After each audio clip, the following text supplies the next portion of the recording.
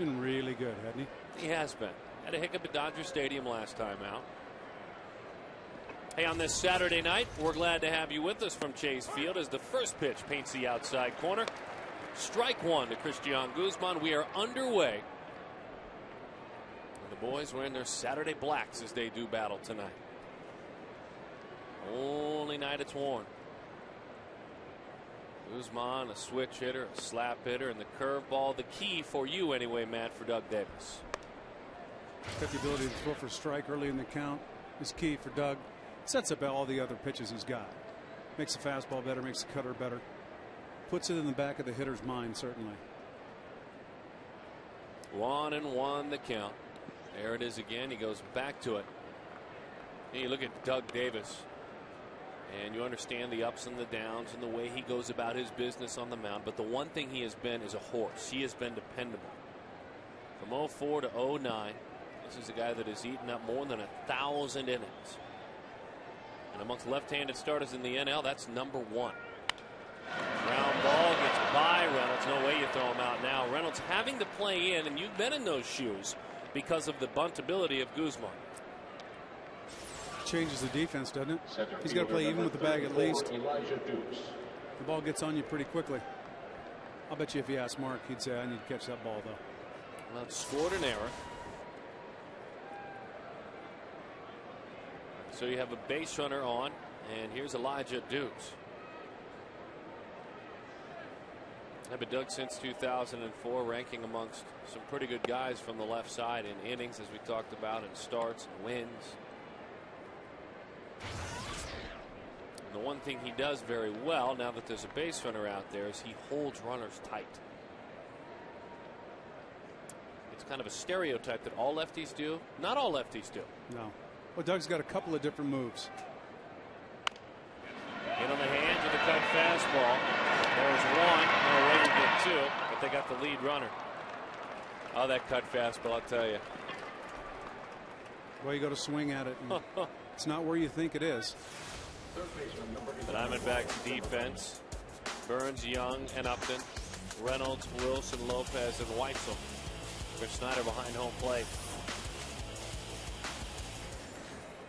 And Augie Ojeda the last couple of days feeling under the weather. And Josh Wilson getting a handful of looks at short. Stephen Drew expected to come off the disabled list after playing a couple of days in AAA Reno. Hopefully back in the starting lineup by Wednesday before this club gets out of town. And then we'll see what happens to Mr. Wilson. I would imagine he goes back down at that point, but a wonderful opportunity.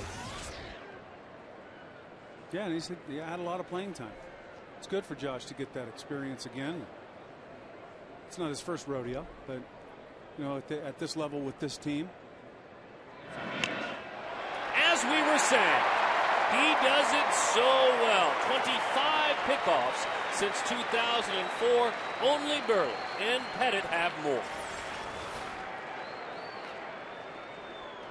It's funny, you can't tell until the last second whether he's coming to first base or not. That's what makes it so effective. He can hang. He can go with the high leg kick, pick move to first, and read the runner, or he can go with the short one like that one. It's quite a tool. Effective in the arsenal. You know, okay, the guy gets on first base. You have the ability to pick him off and erase that base runner. He was a teammate a couple of years ago, and I know you remember Chris Capuano. Yeah. Cappy helped him go to the next level. High fly ball, well struck right field. The man with the 26-game hitting streak sits tight for now. Doug helping himself out. A couple of base runners both disappeared.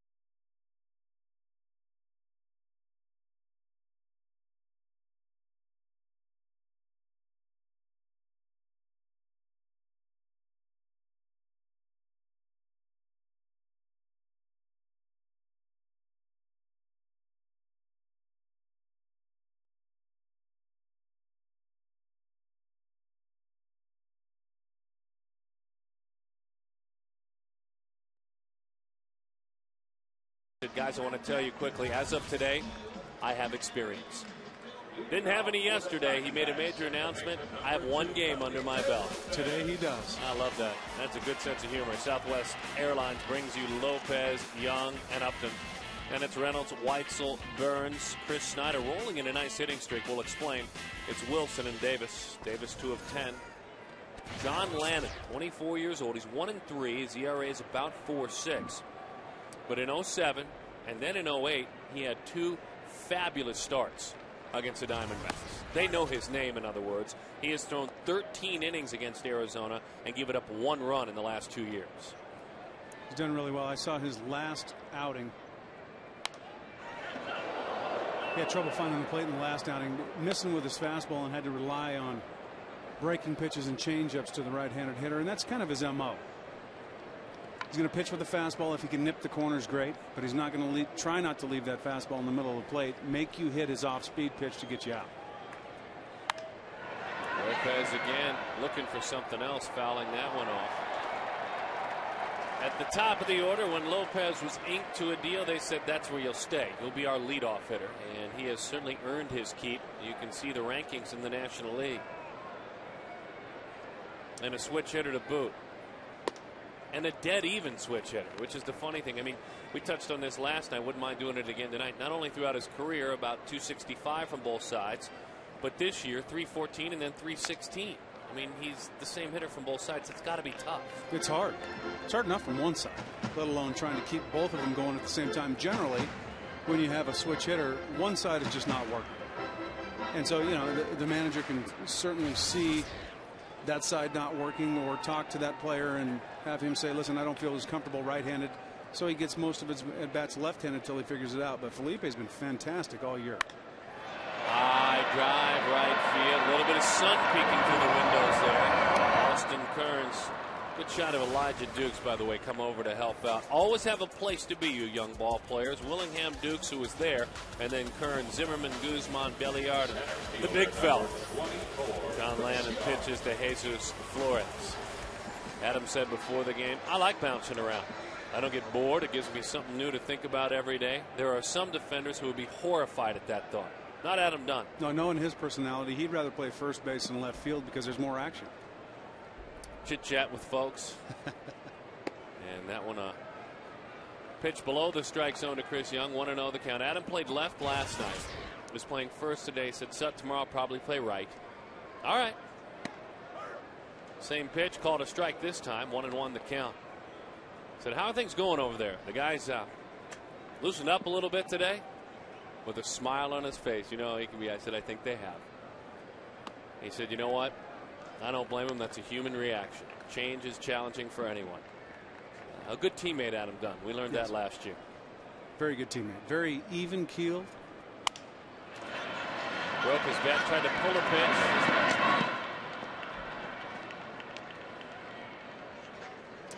Well, our Arrowhead, Brown and Brown, and Superstition Spring Chevy dealers, key to the game. Rat.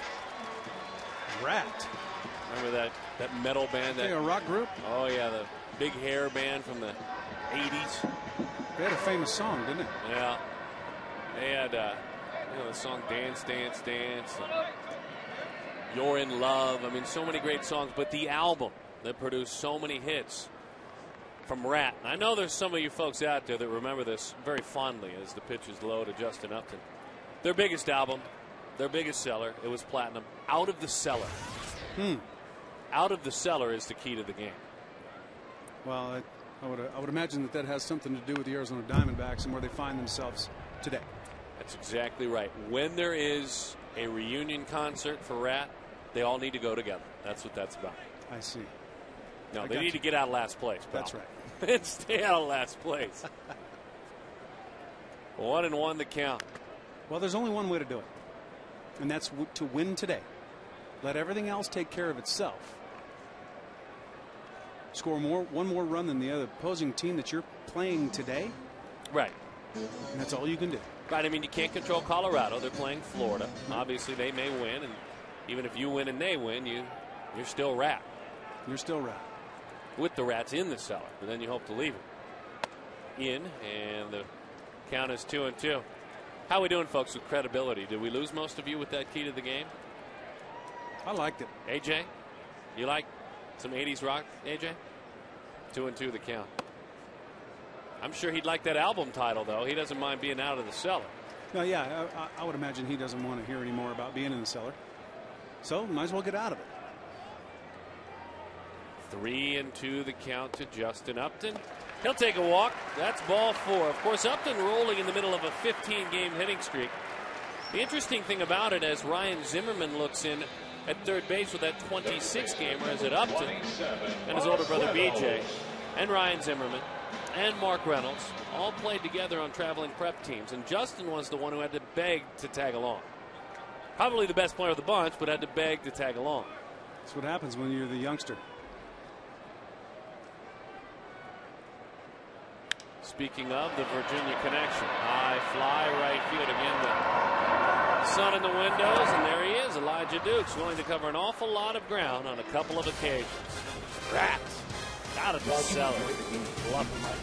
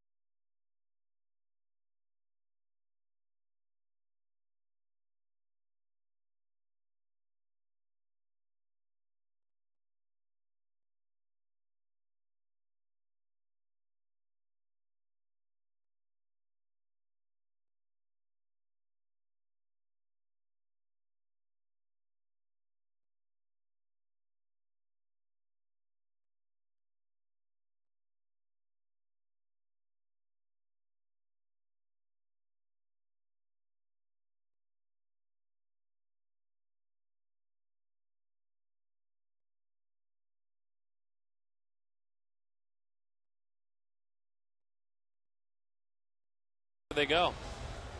Speaking of doing more, Matt Williams. Talk about doing more. Adam Dunn stepping to the plate. First baseman, second baseman, shortstop. Wait a minute. Wait, is this a short? That's Mark Reynolds. He plays third, but right now he's playing short. Adam Dunn will change the complexion of the defense every time he steps to the plate. They're not worried about him bunting. Probably won't do that. 1-0 the count. Mr. Dunn also shared with me, and I quote, "I don't think Doug Davis will throw me a curveball all night long. I want all of us to watch that together."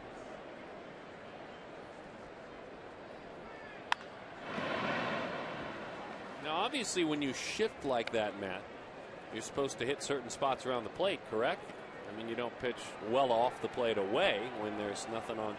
Or is he pretty much committed to pulling it on the ground anyway? Well, that's if it's on the ground. You have to go with the hitter's tendencies regardless of who is pitching. So, you know, just because Double D's pitching tonight and he happens to be left-handed doesn't mean that they change the way they defend Adam Dunn. Okay. Those are his tendencies. Generally, if he hits the ball the other way to left field, it's in the air, so they don't have to worry about the ball on the ground. Ah, there's the curveball, big fella. Got you, Adam. 1-2 the count. Did you see that smirk?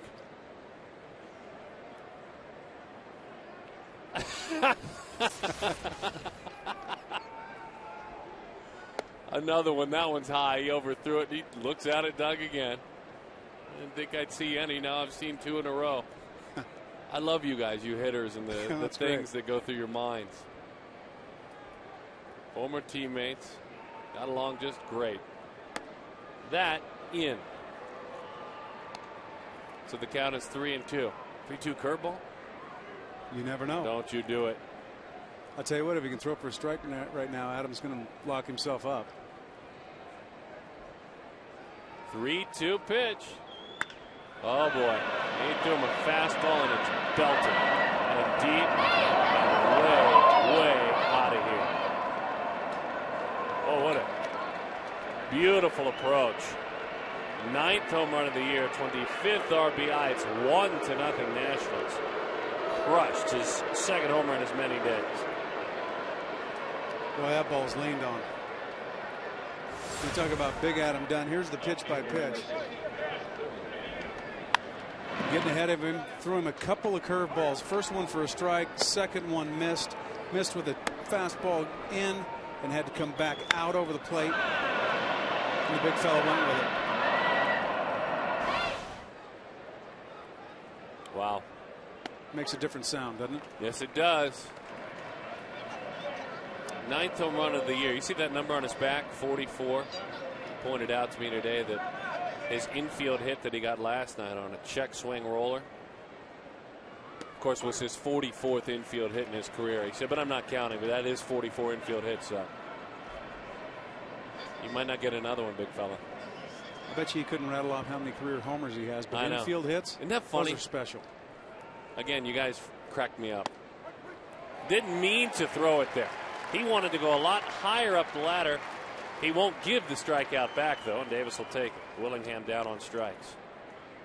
Right fielder number 25, Austin Kearns. Trying to climb the ladder. Didn't quite get it up there, but location was good. In, nipped the corner. I think that's the key with missing his spot. He didn't miss out over. Yeah, he wanted to go up and in, see if he can get a chase on it. Didn't quite get it as high as he wanted to, but the location was good. 0-1 the count. There was a time a couple of years ago that Adam Dunn, who of course just hit the homer, and this gentleman, Austin Kearns, shared the locker room with Ken Griffey Jr. in Cincinnati. They were kids. He was the old man. Now they're both getting older. And the kid is, well, not a kid anymore. No.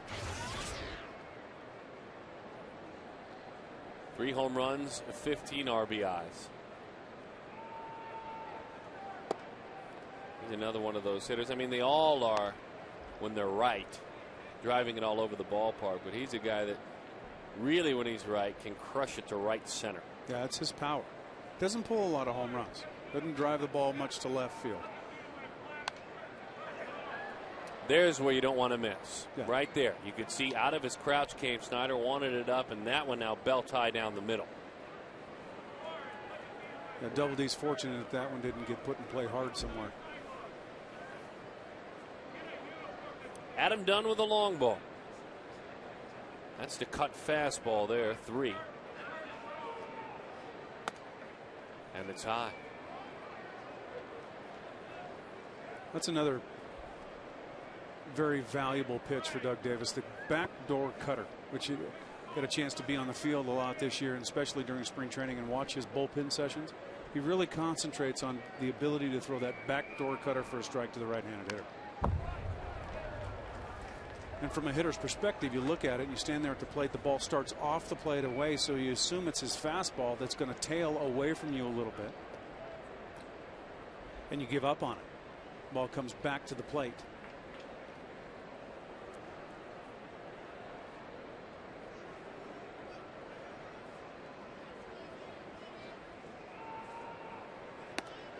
Change up and a beauty. He thrown that cutter away. He has that in his mind and in his sights. Similar location, but it just slams on the brakes. That's a good pitch. It is a good pitch. You know, he went high fastball the pitch before and then came back with the changeup that runs down and away. It's hard to cover both sides of the plate. But I don't care if you're Doug Davis or you're any other pitcher. If you can throw the ball to both sides of the plate for a strike, you got a good chance of having some good success against any team.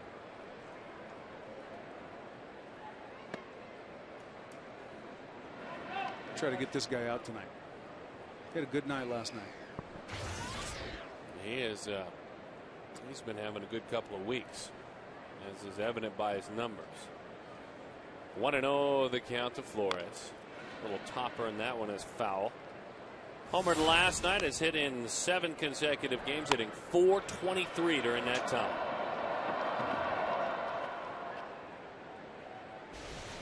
There's a Rule 5 pick, still just 24 years old. A Rule 5 pick a season ago, a winter ago. 1-1 the count. There's that curveball, still trying to throw it where he wants. The count is 2-1. Yeah, that's the strikeout curveball right there. Hasn't quite got a feel for the strike curveball yet.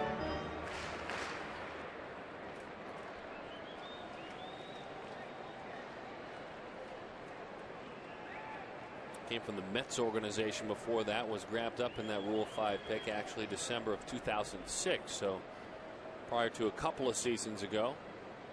2-1 in on his hands, 2-2 the count.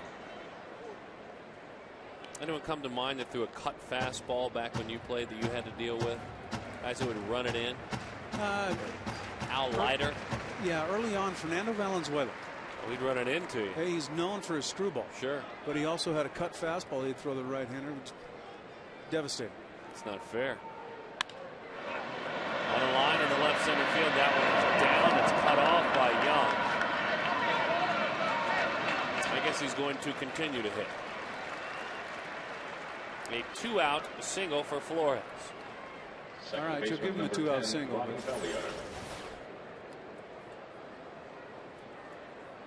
They didn't hit that great.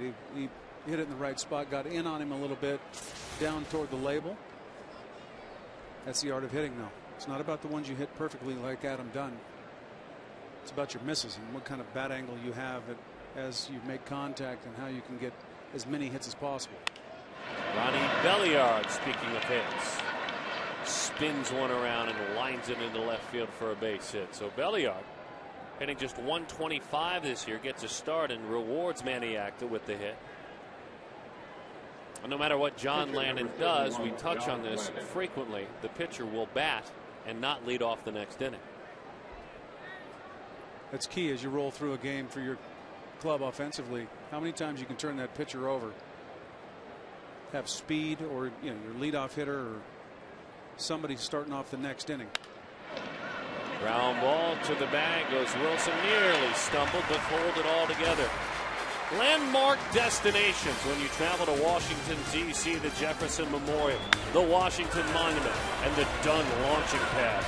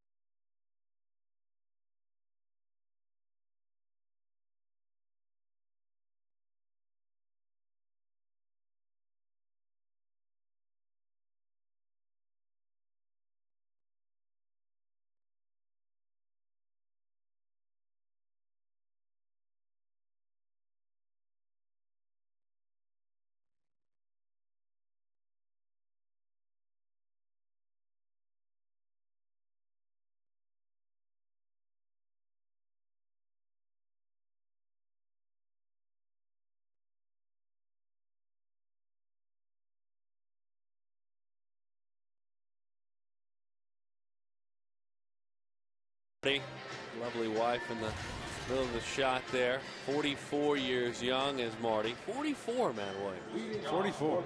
It's like Adam Dunn's number. That's true. There's Billy Hahn, first base umpire. You talked about that, Matty, that great mustache that he has. That is a great mustache. Reminds me a little bit, when I see a mustache like that, of Kurt Russell. Oh. Huh? Tombstone? I'll be your Huckleberry. Sound like you know a few lines from that movie. Ever seen it? About 100 times. Really, 100 times? So that means you own it and watch it at home all the time? No. I've never purchased it. Didn't have to. Didn't have to. Every single road trip. Brian Anderson. Remember Brian Anderson, the left-handed pitcher? Certainly do. Out there a little bit. He's a little bit out there. All right. He would bring that movie on the charter flight everywhere we went. And it was playing every single time. Some long flights, What are you going to do? Sure. I know just about every line. Do you really?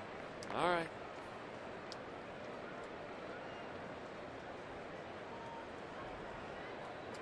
We might put that to the test, my friend. You say you do, we'll see. Okay. 2-1 the count. Josh Weitzel gets a chance to hang in there against the lefty. And that one is away. 3-1.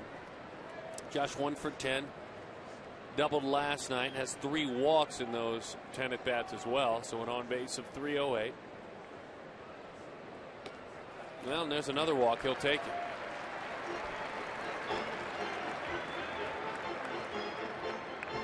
Talked last night, not necessarily with Weitzel, but the general consensus of this Diamondback team going forward is they're going to have to push the envelope a little bit.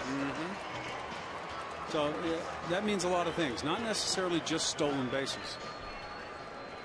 Putting runners in motion, hitting and running, being aggressive, a little more first to third. All of those things combined to give themselves a lot of opportunities to score runs. It's a changeup overthrown, though Flores hopped out of his crouch as it was something else.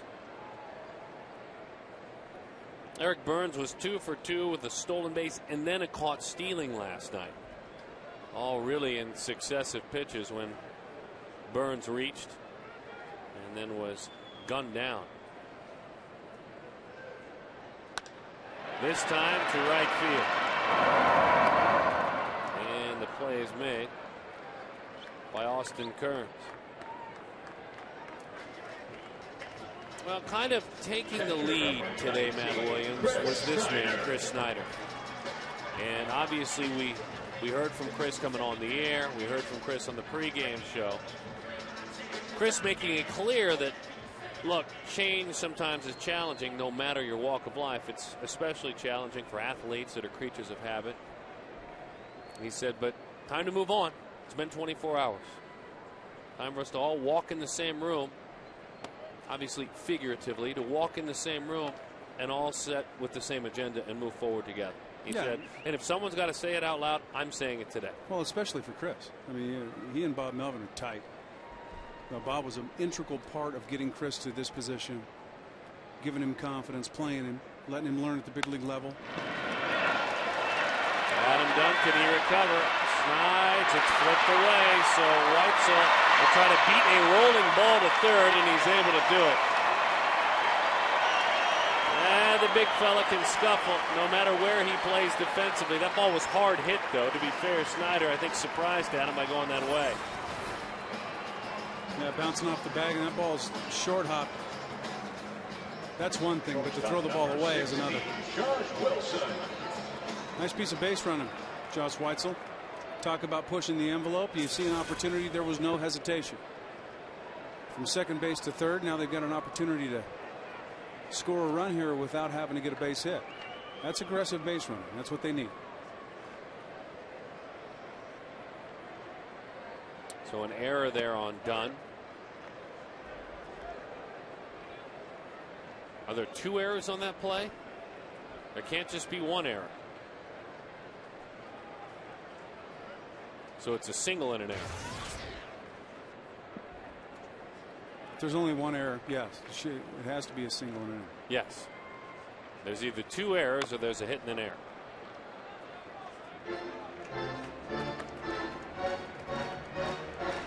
So we'll wait. Diamondbacks certainly take advantage of that, though.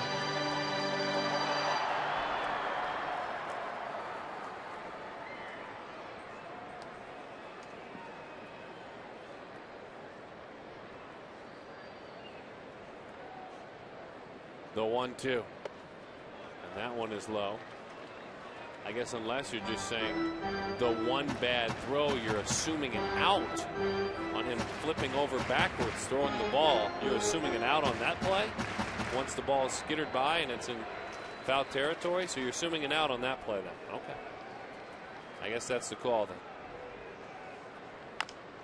Topper, right side. He's coming home with it. Out at the plate. So Weitzel is gone. Lannon just turned around and saw it right in front of him and said, hey, I'm taking this one. Pitcher number 49, Doug Davis.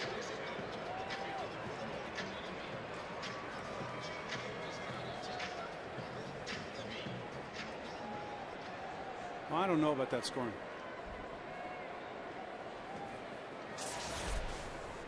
Still stuck in your craw a little bit, is it? No, because the runner advanced to third.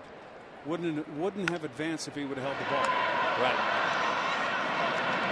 Flips it on across. We'll talk more about it. We will tell you the Diamondbacks wish they would have played it a run in that inning.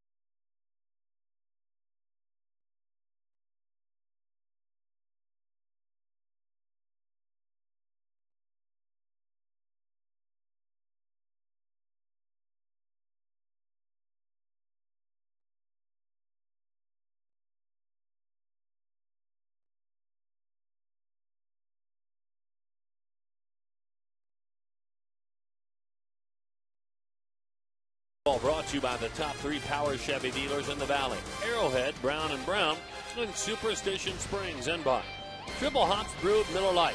Great taste, less filling.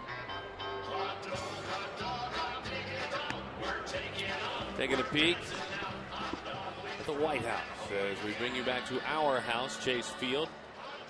Another warm Phoenix day. The roof, by the way, will open at 6:30. Opening it up, Matty, under the stars. I like it. You get to the bottom of the scoring decision. Yeah, it's a difficult call. The ball skitters. There's no doubt. Ball skitters past. Good call on the word skitters, by the way. And the scorer assumed that Adam Dunn had a chance to throw the batter runner out of first base. And that's since he made that error and the runner advanced to third, that's the only error. Okay. I'm not so sure. So we respect that it's a tough job sitting over there in that chair, and we respectfully maybe agree to disagree. Yeah, I agree to disagree. Me too.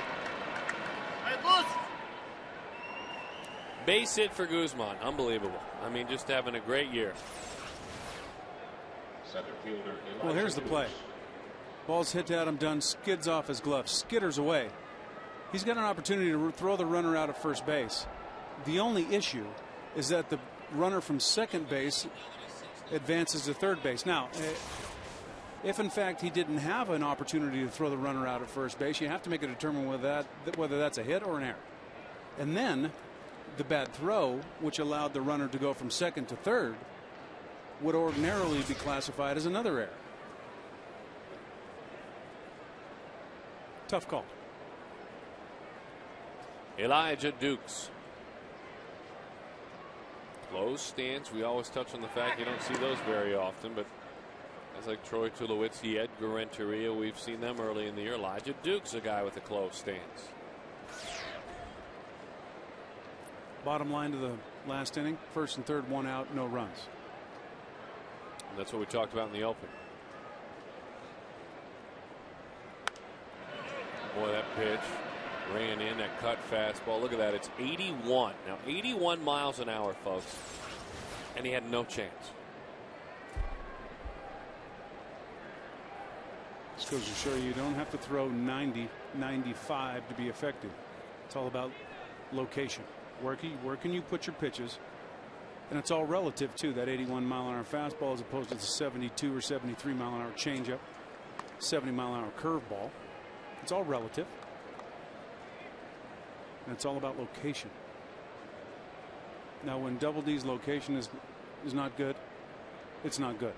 But he can be effective when he puts the ball where he wants to. 2 balls and 1 strike the count. Davis misses high there. 3-1 the count from Doug. Doug in his career against the Washington Nationals / Montreal Expos, an ERA of 3.09. But not much luck. 1-4 in that time. The 3-1 in on his hands again. A basket catch from Felipe Lopez there. All right, that Geico quote. And as we take a look at Bill Hahn, think Mr. Russell as well. You tell him I'm coming, and hell's coming with me. Who said that, Matt Williams? That would be Wyatt Earp. Wow, Matt Williams. It was at a train station, next to the train, letting him know that he messed with the wrong guy. And I'm coming. Very well done. Thank you. Like I said, I've seen it about 100 times. Thanks, BA. Appreciate it. I tell you, I thought for the longest time that was just a made-up story you were telling, but now I believe you. You don't make up stories like Gracie. No. Not even close. That's a great mustache right there. I got a little bit of Don Mattingly there, too, by the way. That one is away. It's a good call. 1-0 the count.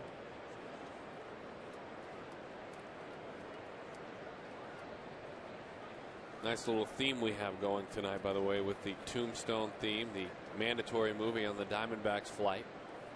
Years back. Not really a communal movie anymore. Guys have the little traveling players, you know, the laptops, the portable DVD players. So we all can't get together in honor of Mr. Hahn or Kurt Russell and his mustache and watch Tombstone as a group. Well, we could. There is the ability then. That ability is. You'll be on the next flight. I will be on the next flight. Can you make it happen? I can bring it with me. I can't force anybody to watch it. I'll call BA and see if he'll ship it to me. Fly ball right field. The man with the long hitting streak. Did he just extend it? Oh no! His old playground buddy just took extra base hits away. Oh, remember me when I was a kid? You'd always make me run and get your sodas and Gatorades. I got your hitting streak right here and your soda. Yeah. He's used to doing that. He had to shag balls while they hit batting practice. And says one day.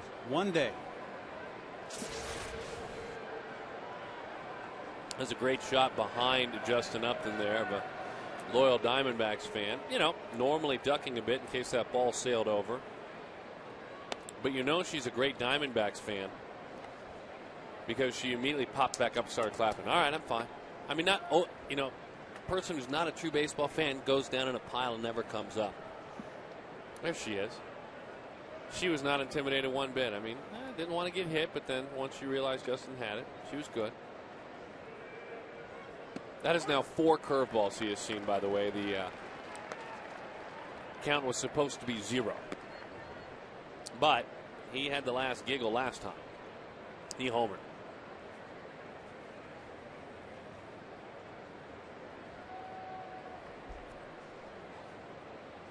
9 home runs, 25 RBIs. Not a bad pitch there. This is last night.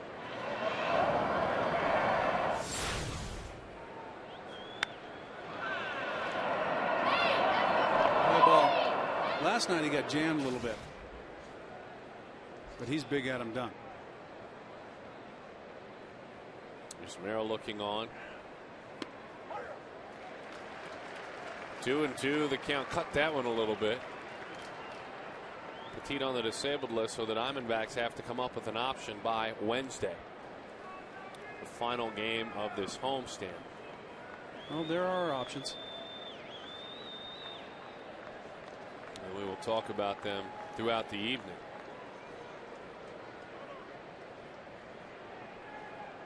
Hector Ambriz could be a guy. Enright.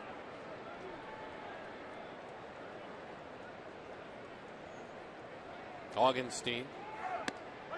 Strike 3 over the outside. And Dunn, who knows the strike zone pretty well, was beaten that time. Looking forward to this one next time between those two.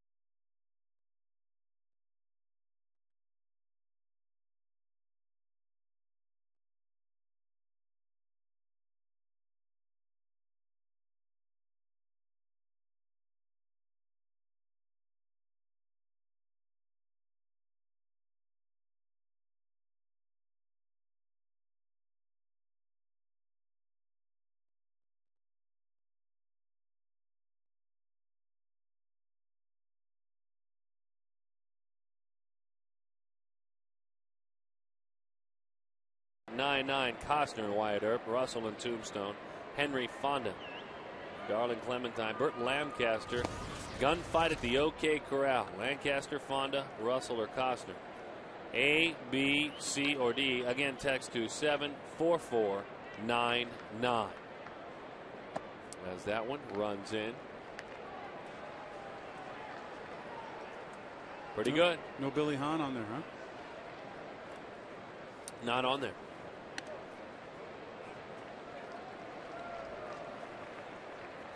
Well, we know who would play Billy Hahn if there were to be a movie on his life as a major league umpire. That'd be Tom Selleck. That would be. No, Don Mattingly would actually play Billy Hahn. He would not play Billy Hahn. No. 3-1 the count. Felipe looking to get something going. Ball 4. Pretty good pitch, but he'll take it. Looks like it might have grabbed the inside corner. Lopez is on. He was 3 for 5 with a double and a couple of runs last night. Lopez played 325 games with Washington, hitting .250. We'll have tomorrow's bowl game for you on Mother's Day. By the way, it's officially like almost time's up time. So you guys, you daughters out there, you husbands, get it going. If you don't have it by now. Bunting to the right side. Landon won't get there. Guess what? A bunt hit for Chris Young. Love to see that. A clap of the hands as he goes through the bag. Yeah, they've been few and far between for Chris lately. That's one of the weapons that he can exploit. You know, not only just to first base, but to third base as well. He's got the ability to lay down bunts for base hits, and this was perfect. All you have to do is get the ball by the pitcher in that respect. There's no way that he's going to be able to beat Chris Young to the bag. Second baseman can't get there either. Is that something he does on his own, or is that a call, you think? No, that's something that's done. If they want him to lay down a sacrifice bunt, he'll go ahead and score a run. But it's a great opportunity right there. Worst case scenario. Justin Upton just missed it. Fly ball left field. And the play is made out there by Willingham. Worst case scenario, you know, it's a sacrifice and the runner moves to second base. Best case scenario, you have first and second.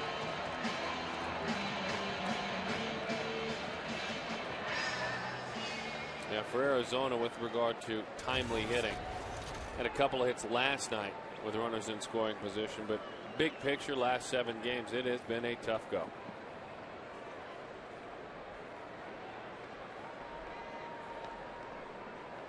Want to know what that's all about?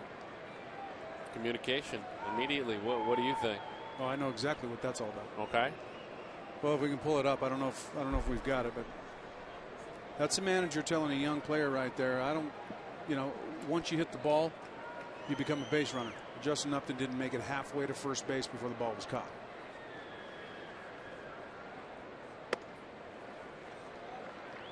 Want to know the count. You're going to let him know right here. Listen, got to run that ball out. Atta boy. It's good. Short and sweet. Short and sweet. Don't belabor the point. Call him over privately. Let him know. That's good. 2-0 the count. You understand the frustration. He wanted to drive in a run, but as you say, once you hit it and you haven't driven in the run, get out there. Yeah, there's only so far you can go. You can only go to first base, but you got to get to first base, and that's good. I mean, it's a nice move by A.J. Hinch right there. Pitches away. 3-0 the count, and that's the thing that needs to be explained quickly in that relationship. There has already been relationships with that man and a lot of those young players. He was the boss on another occasion in their career. That's right.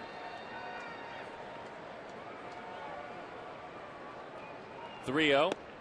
3-1. We couldn't come up with a better 3-0 pitch than that one, even if he was interested in swinging.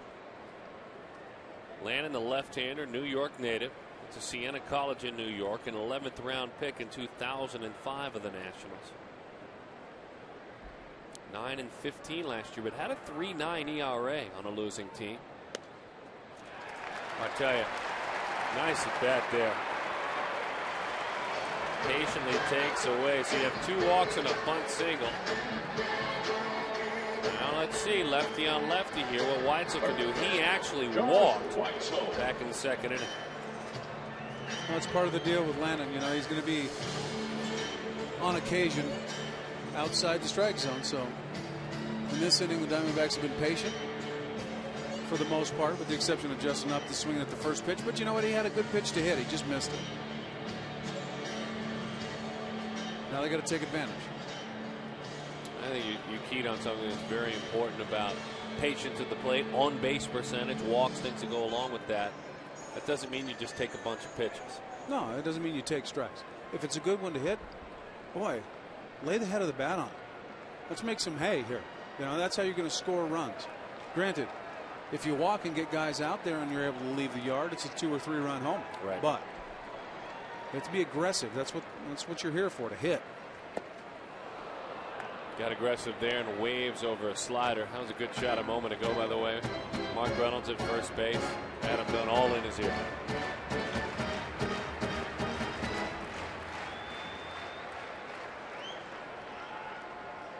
We got a full plate for the first time here in the big leagues. See if you can tuck that napkin in, grab that knife and fork. Ian. And the count is 1. Well, we went over this in the pregame show a little bit.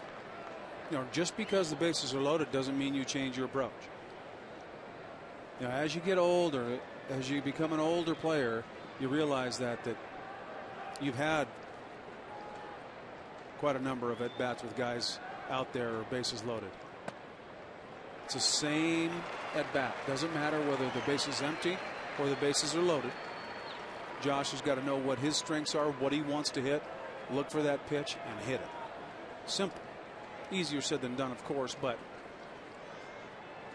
when pressure mounts, when situations get larger and larger, key is to simplify. AJ was talking about that before the game. AJ Hinch, Diamondbacks manager, and saying Josh White, so really when he's at his best because he's so strong is when he's level through the zone in about 80%. He said 110%, and that's exactly what you're talking about. Yeah, we saw it last night with a double he hit to right field. 80% short, quick swing, which he's going to have to be here. Got 2 strikes, short and quick. Put this ball and play hard somewhere. Bouncing ball, middle of the diamond. There's one barehanded, and the throw. That is a double play. Well, runners on first and third. They came up empty in this inning. Bases loaded, and they come up empty.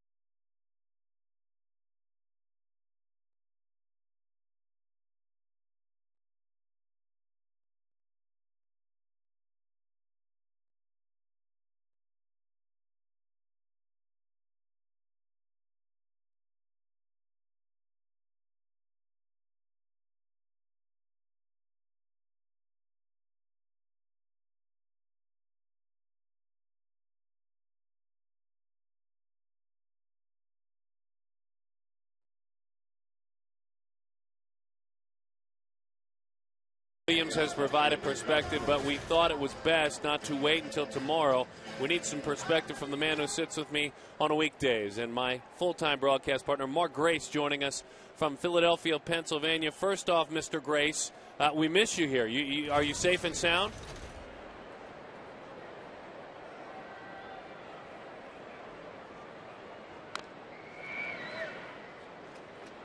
Yeah, not a whole lot going on. A brand new manager. First off, pull together on your thoughts on how tough it was to make that trip home a couple of days ago and how everything came together, and then we'll talk about the changes.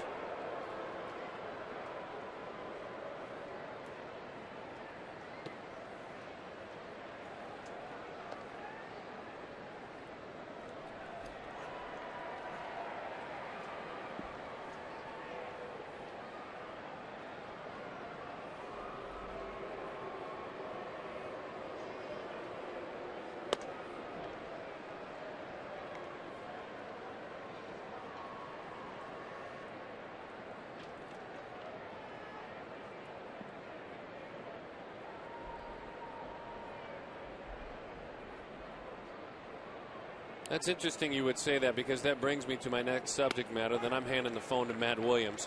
The fact that yesterday there was noticeable discomfort, there was sadness, disappointment. I mean, you guys are creatures of habit. Change is tough. I understand that, especially at the top Today, we have seen a different set of players. Chris Snyder has already come out and said it's time for us to move on. It's time for us to embrace this and understand that a change is made, and we need to now all get and grab the rope together and pull. I know change is tough, though, isn't it, for ball players? Right fielder Austin Kearns.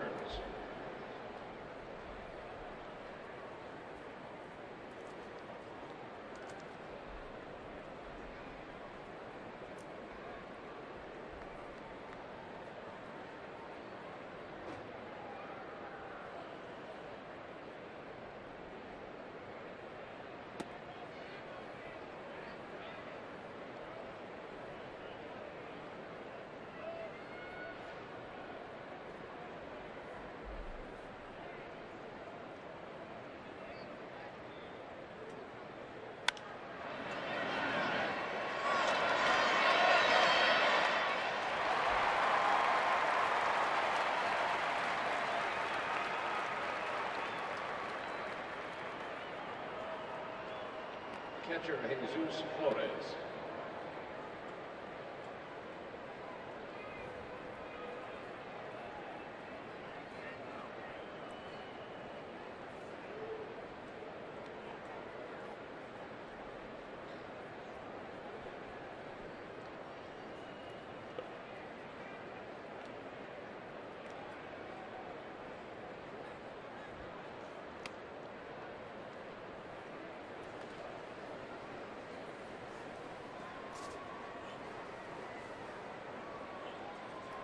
So you played a long time with a club. Did you ever go through one of these in midseason?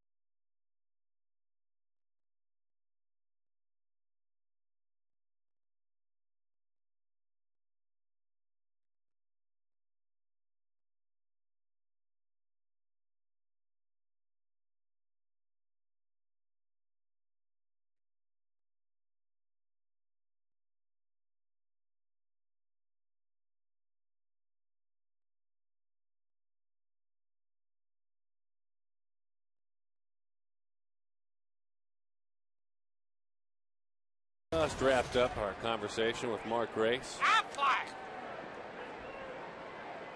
What Montreal Expos player led the National League in stolen bases in 1991 and 1992. He was an Expo, led the National League in stolen bases in 91 and 92. Marquise Grissom. That's a good question. Anyway, here's Eric Burns. It's too easy. 0-2 the count. Almost said Delino DeShields. Really? Remember Delino? Oh, Double D. Double D. Big fan. We got lots of Double Ds around here. Yes. Delino DeShields. Doug Davis. They called him Grip, right? Marquise Grissom, that was his nickname? Grip. Delino DeShields they called Bop. Bop. And you'd go to Montreal and you have your batting practice shirts. Sure. They had their nicknames on their batting practice. It wasn't Grissom on the back. It was Grip. It wasn't DeShields on the back. It was Bop. A topper. This could be a base hit. Eric Burns, and it is. Eric reaches. He'll always take a swinging bunt and a base hit, and he is 1 for 2. As a matter of fact, he has 3 hits in his last couple of ball games.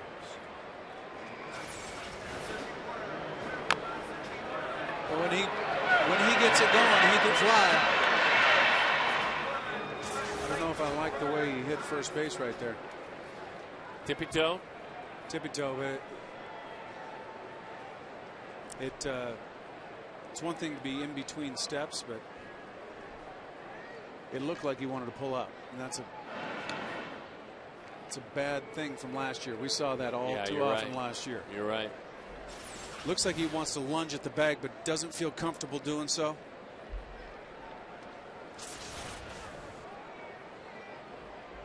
Got to have him healthy.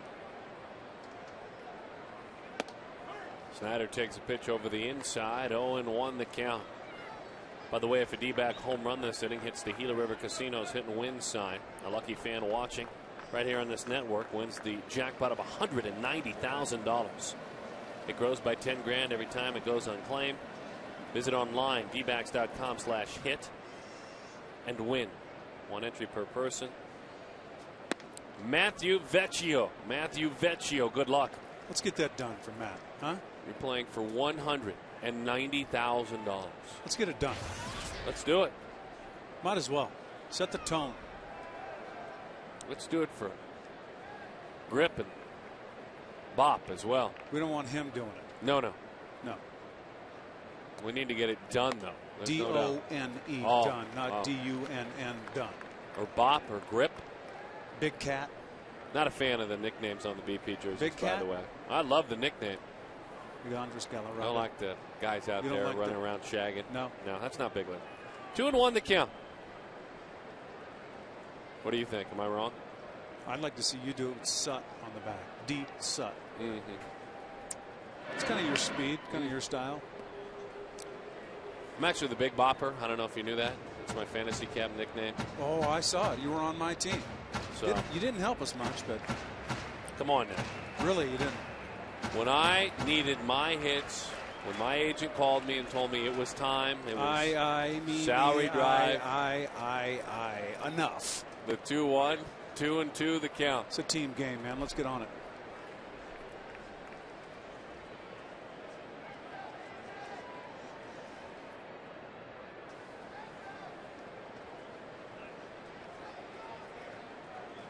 Two and 2 the count.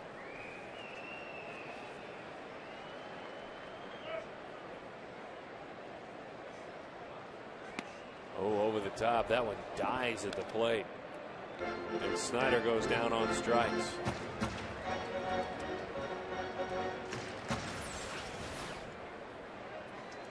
Good breaking ball. It's one of those pitchers that you don't like to face. You don't know whether he's going to be around the plate. He can walk the world at any moment. But then again, he can pull one of those out of his hat too.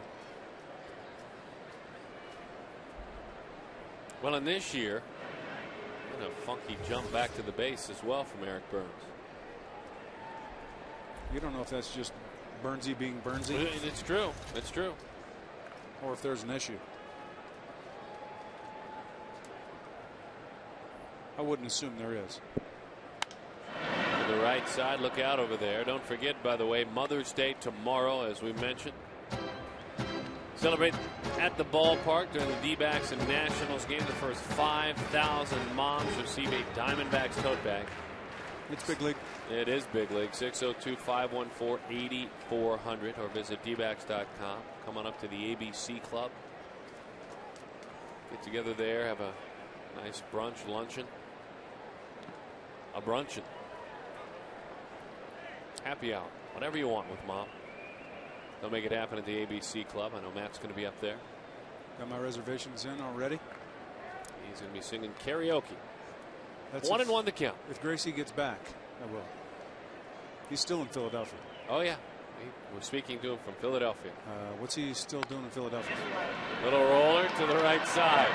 There's one. And there is a double play. I can't tell you. I'm not Gracie, allowed. get on the plane, pal. He's still talking.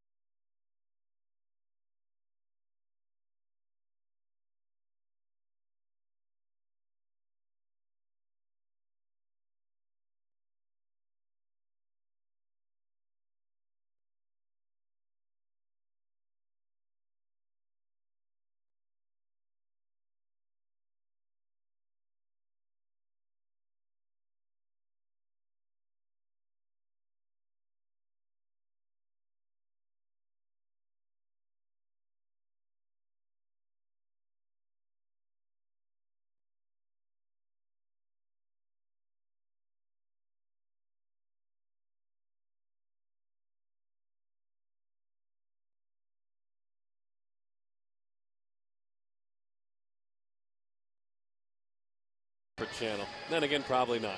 Let's answer our Aflac trivia question. Aflac! Marquise Grissom, grip, 76 steals. Boy, look at those stolen base numbers, huh? Marquise Grissom.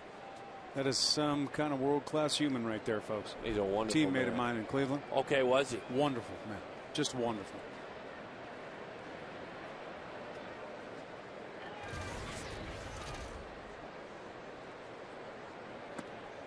I think your Indians team, they probably would have beaten most all-star teams. There was some offense, boy. There was some offense. Manny Ramirez hit 7th.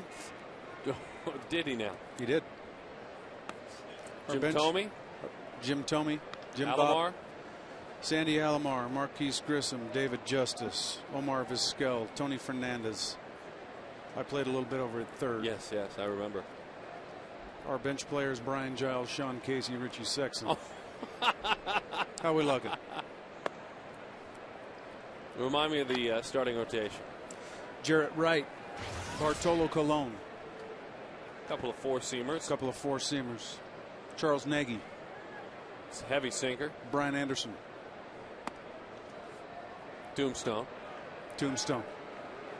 I'm calling BA. Next flight. Thursday, Atlanta. We may be able to watch it twice. Get together as a team and watch the whole movie. Production team, anyway. What do you think I could? You think I could stand up in front of the plane and say, "Hey, let me tell you something. You are going to watch this movie." To the people on the production team or to the entire team? To the entire plane. Absolutely, you could.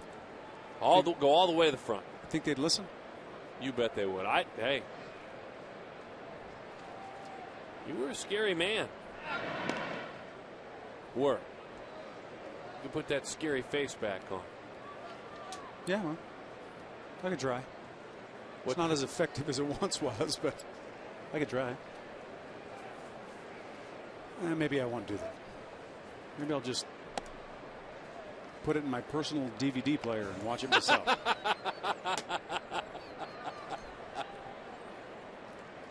Oh boy. You are bringing it the last couple of nights, Matt Williams. Man, I like tell it. you. I like it. Landon square. Now he pulls it back. And he squares again, and that one is high. Got to give him one to bunt, and Chris Snyder's going to remind him of that. And so is Mel Stottlemyre Jr. right away. Quickly, we remind you to get tickets to sit in the new all-you-can-eat section at Chase Field. Tickets start at just $30 and include an inside diamond level seat plus all your favorite ballpark food. Unlimited hot dogs, Pepsi, popcorn, and chips. Get tickets by calling 602-514-8400 or visit dbags.com/all-you-can-eat. What do you want? That's what we want. Beat it. That mean face. Got a game to do here. Beat it. People are coming around bothering you. Trying to get that face all tuned up. They bother me. Nothing bothers me. We're at the ballpark. Come on. 2-0. It could be worse. There we go. 2-1. Well, we know how happy you are, but you put on a tombstone face. Hey, we'll get a splitter. You get your personal DVD player. We'll get a splitter. We'll just watch it together. All right.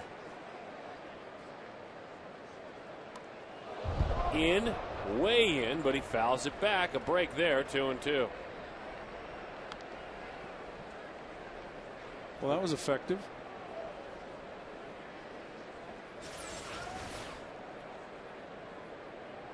Yikes. Lucky he didn't get his hand.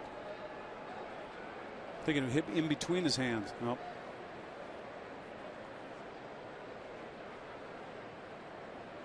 You can bunt him into a strikeout here. 2-2. He's swinging. It's a line drive up the ladder. A fine play by Wilson. Took a base hit away from the pitcher. Oh, young legs. Climb the ladder, Big Josh.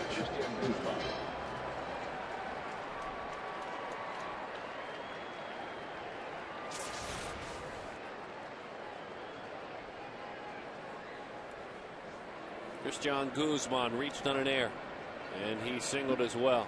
So Landon unable to move the runner around.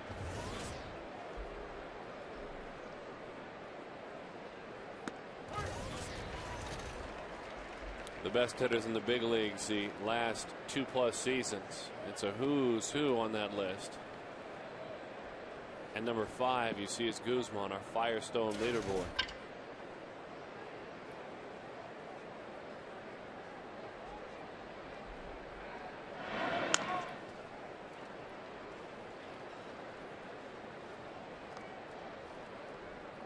He could hit when he was in Minnesota. He has continued to hit here in Washington. Talked about it last night. Speed. It's a good feeling when you can run like that and know that they've got to catch it clean to get you. Big swing on a spinning breaking ball. The Nationals have come in here and also in D.C.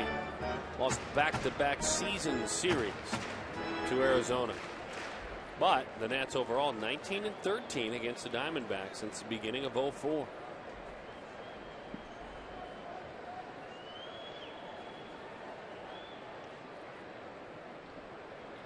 Oh, 2 the count. Pretty good pitch from Doug on 0-2. 1-2 as he runs that one in. When you look over the course of the season, you know, you look at matchups, you look at teams, you look at schedule. You know you're going to battle with the teams within your division, but then you look outside the division at teams you should beat. This is one of them. Should beat this club.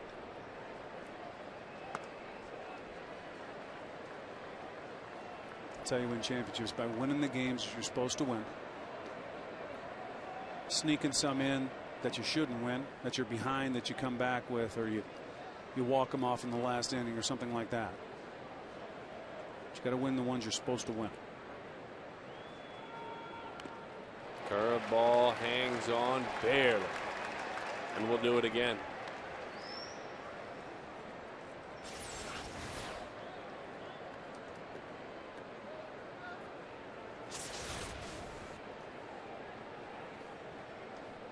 Tough to double up, certainly, even though he's coming out from the right side of the batter's box. Let's throw him a curveball. What does he throw on 2-2?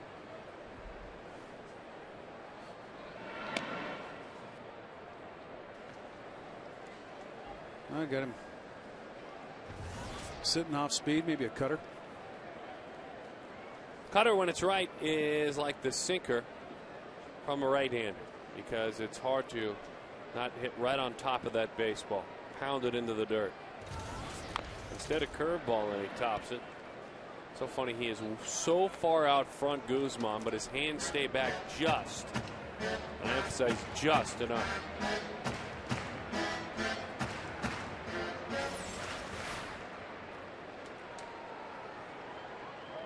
It's the art of pitching right there. In on the handle a little bit, out toward the end. Keep that ball off the sweet spot of that bat. Let your defense work for you. 3 consecutive multiple hit games. He's putting it in a bat on him here. Another curveball. It's a ground ball. Wilson on to first. Not in time.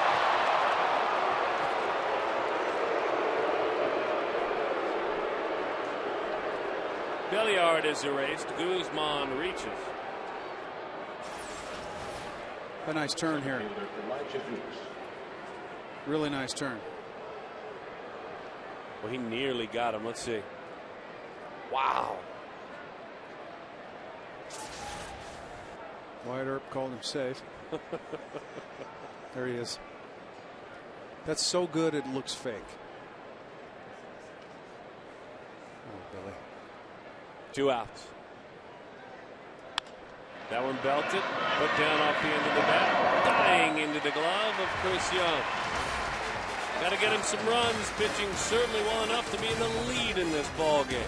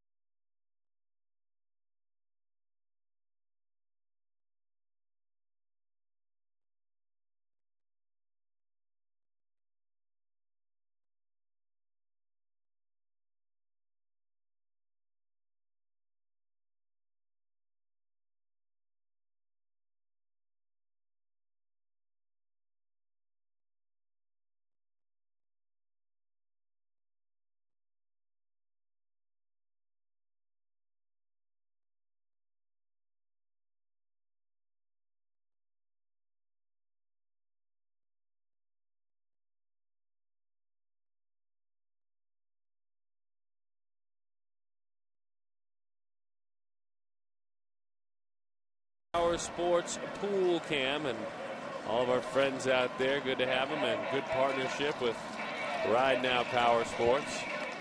See if Doug can get the offense going, because if he does, anytime the D-backs score 6 runs or more, Taco Bell is giving away 3 free tacos with the purchase of a large drink. We love that. Can this get it going? Skitterbine. No. Anyway, the 3 free tacos are given away with the purchase of a large drink between 4 and 6 the following day at participating locations. That means take mom out to some Mother's Day tacos. Think about that, and look how happy she is. She'd be so happy. She would be. Look at Mom just clapping because she gets her tacos. If we go 6, I'm happy too. I'm going to clap. Yes. All right, Felipe Lopez. To the backstop it goes. 1-0 the count. The perfect thing about tomorrow, it being a day game and all, is that 4 to 6 time frame. That is perfect on the way home. It is. You stop by the ABC Club prior to the game. Have a little. Check out the game. Snack time on the way home. That's perfect. And then since it's Mother's Day, what are you cooking? I'm not sure yet. I'm on the clock tomorrow when I Are get you home, really? pal. Oh, you bet. You The request. I'm not much of a cook, but the request has been made for a. Let's see if I can remember exactly what it is. Scallops with an avocado honeydew relish on the side. You are so far over your skis. I have no clue how to do it. Bouncing ball to short. Guzman. Dunn dropped it. Oh, and Lopez out.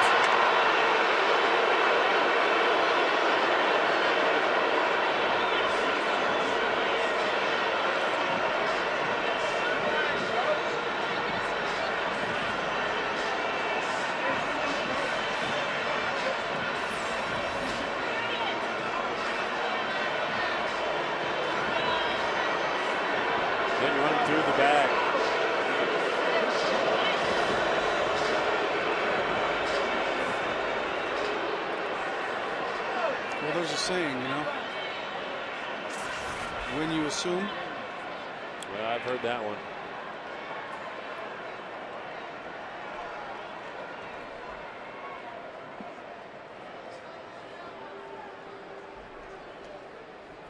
Chris Young, it dives down and away.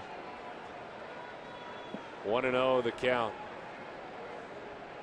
Nothing will get a manager more fired up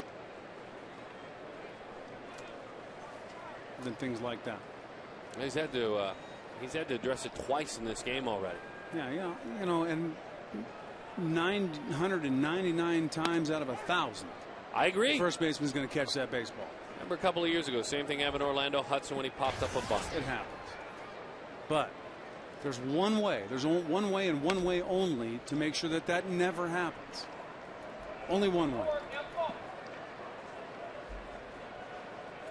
Pretty evident, hit the ball, bust it all the way through the bag. It will never happen, ever. So, okay. Over, done with. Right fielder, Justin Upton. Still got to score some runs to win this game.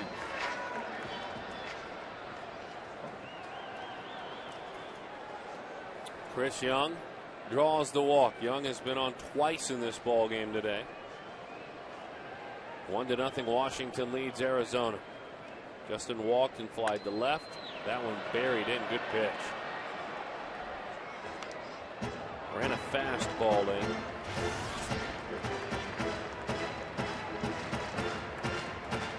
It was July 9th of last year. It was at home in Washington. He went 6 shutout innings. Lannon did, and beat the Diamondbacks. The year previous, on August the 11th here in Arizona, he went 7 innings, gave up 1 run, and lost 1-0 to the Diamondbacks. He hasn't given up anything here tonight.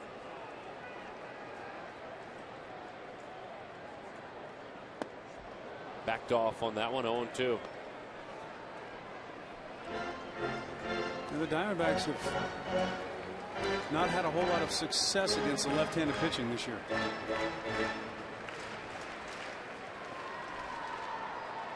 Here we are again, another lefty that's a little erratic, but nonetheless getting the job done.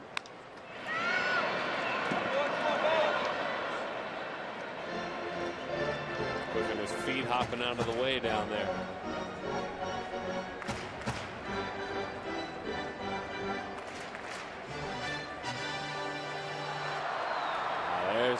There's a Saturday memory.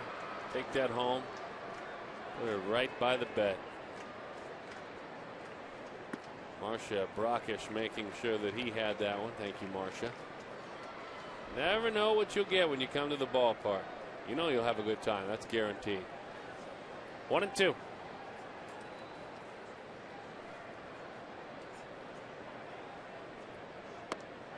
Strike three. Upton goes down on strikes. The Diamondbacks strand another. We move along. 5 all told they have stranded. 1-0.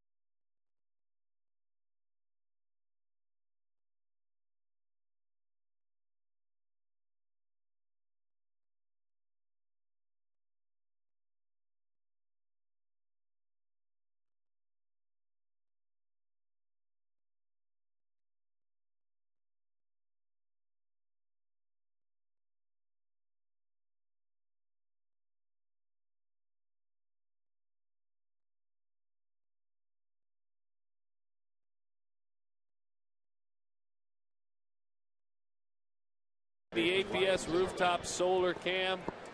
Isn't that good news? It's becoming outdoor baseball. The temperature is a little bit more mild at about 6:38 here in the desert.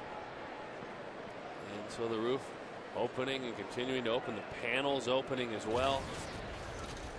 Hey, that's a good thing. That's a very good thing. Zimmerman in the middle of a 26-game hitting streak. In this ball game, Ryan, is 0 for 2. He's flied to right and driven the ball deep to right. And we saw Justin Upton go up against the wall, up against that yellow line out there on top of the wall, and haul the ball in. That one again. To that old youngster, Justin Upton. They played together as young men. Yeah, just a little bit younger than Brian. But Dunn. Doug Davis is beating him tonight. Last time up, he squared the ball up to right field. He's gotten in his kitchen a little bit, getting down in that on that label a little bit tonight, and handled him well. He's a big part of their lineup, big part of their scoring machine. Speaking of scoring machine, the machine just has one cylinder, and it's that man. Tonight, anyway. Well, that's a long way out there. That is a long way. Did we capture a smirk there on Mr. Dunn as he trotted in just a bit? Well, they were laughing back and forth through the hole at bat when Doug was throwing those curveballs to him. And it's gone home run Adam. All right, good enough. Strikeout Doug. He got him looking, but he has thrown him 4 curveballs. He thought he would see none. Does he see one here on 1-1? Nah. Changeup. A lefty on lefty changeup. How do you like them apples? 1-2 the count. Pulling out the whole bag of tricks on me. Big Adam Dunn. Look at that. Are you kidding me? He is an offensive, on base, and of course air conditioning machine. Keeps things cool. It's amazing. A very statistically unique player, though. I mean, I remember when he came over, sitting down and starting to, as we do it now, you don't go as in depth, but as one of my players, he's a statistical freak. Yeah, to study. You'll look at him, let's say against lefties for a season or for 2 seasons, and you'll see an average of 189. And you look a little closer and you see a pretty good home run per at bat ratio, and then you'll see a 350 on base percentage. Yeah. Even though it's 189. Runners in scoring position, same thing. Maybe the average is low for a time, but the on base then is up to 380. The 2-2. Davis hollering at himself. You probably heard it at home. 3-2 the count. Adam looking out the whole time. This is what it is, big picture. I mean, that's a fabulous year. There's nothing freakish about that.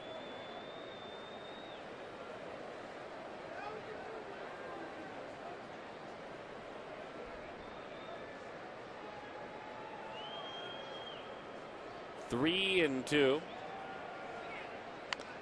In. Changeup. Came right back with it. Talk about statistical freaks. When he puts the ball in play, it's amazing what his average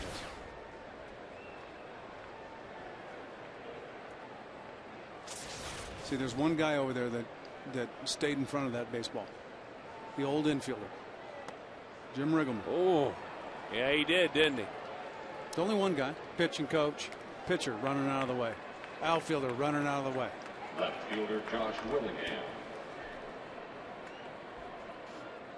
All right, by the way, the best Wyatt Earp in a movie you have been asked to text, and boy, Kurt Russell is running away with it. I mean, running away.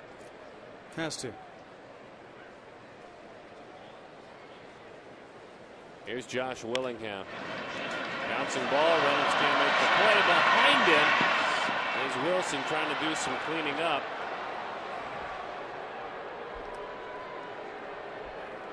But unable to do so.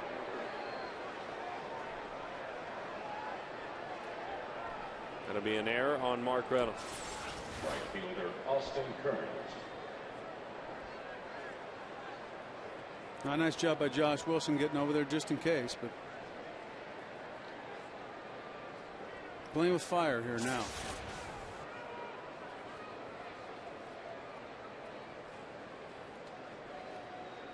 Base on balls and giving them extra outs.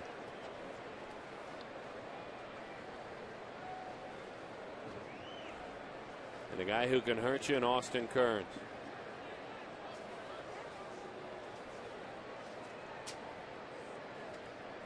Davis saw guys like Dunn and Kearns when they were in Cincinnati and he was in Milwaukee. And they had certainly plenty of matchups. As a matter of fact, Kearns 7 for 27 coming in at .259, but 3 homers against Doug. That one down off the end of the bat, but he drives it. Shy of the track, Young is there. He makes the play, and Adam Dunn has to stay put. Adam thought about it, and why not? No, center cut fastball. Pitcher Austin Kearns just missed. You know, sometimes you get the pitch you want and the location you want and guess right on what you want to do, have a plan, and it's a round bat and a round ball, and it just doesn't work out sometimes. That speaks to the fact that the best hitters in this game make out 7 out of 10 times, but you can't defend the walk. You cannot defend the base on balls. Free passes come around to score all too often. Cut fastball. Doug runs that in right at the kneecaps of Jesus Flores.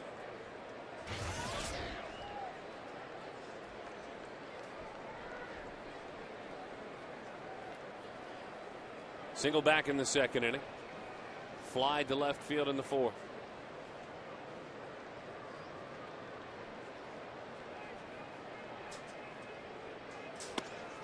Boy, just snuck that one right by him. And a nice pitch there. 2 outs. 1-0. Washington leads it. The Diamondbacks would tell you we should have done a lot of damage by now. They have stranded 6 base runners. They only have 2 hits, just 2 hits. And they have had their opportunities. Well, the good thing about it is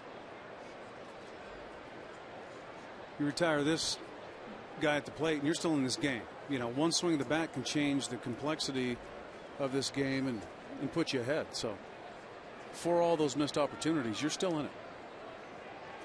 They've been walked 5 times, the Diamondbacks.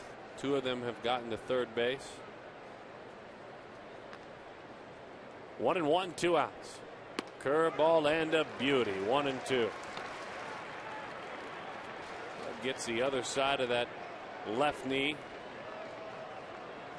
as he delivers the ball, and that one was perfect to Flores. With runners in scoring position this year, opponents against Davis coming in 2 hits in 19 at bats. Not surprising, really. Kind of a Houdini. Yeah. Got to make your pitches, though, for that to happen. And he did there. That one a fastball away. All right, so curveball took it. Fastball was interested in it. That one was away. Maybe cut it in. Couple of options. You just sped him up away with a fastball. Go back out there with a change. Well, I like that one best. Come back in with the cutter. You're playing with fire there, because if you don't get it where you want to, you got a hot hitter. So it may be an option of trying to get him to chase here down and away. Or up. That's Came with a cutter. Trying. Wanted that ball. That ball stayed out over and up. He wanted that ball up and in. Would the changeup now be as effective? I think so. You know, back-to-back fastballs, albeit one a cutter, not as fast as his regular fastball away. His skipper, a former big league catcher, and he looks on.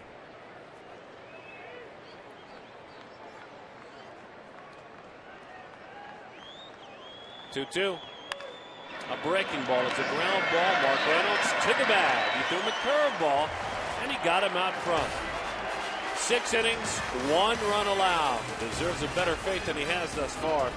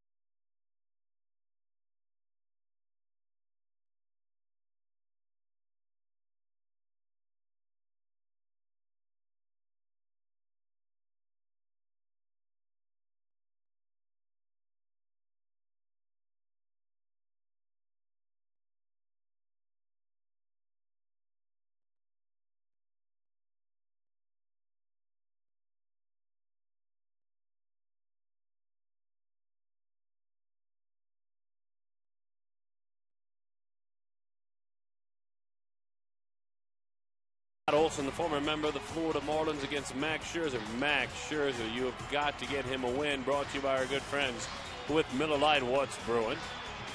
Happy Mother's Day, by the way. One and all, you too can get yourself some scallops and honeydew avocado relish. Let me tell you something, folks. He's way over his skis. There's no way you're going to pull that off. But are the Diamondbacks over their skis, or can they break out offensively? They can't be over their skis. This is the same club that went 20-8 last year. It's the same club that made it to the playoffs. It's the same club.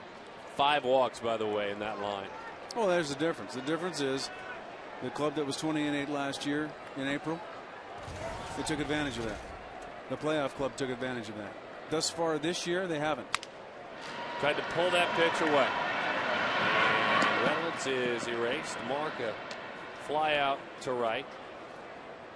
A walk and now a ground out to third. Third baseman, Josh Weitzel. And here's Josh Weitzel. Well, as he works here in the 6th inning, has thrown 78 pitches. Weitzel walked, grounded into a double play with the bases loaded.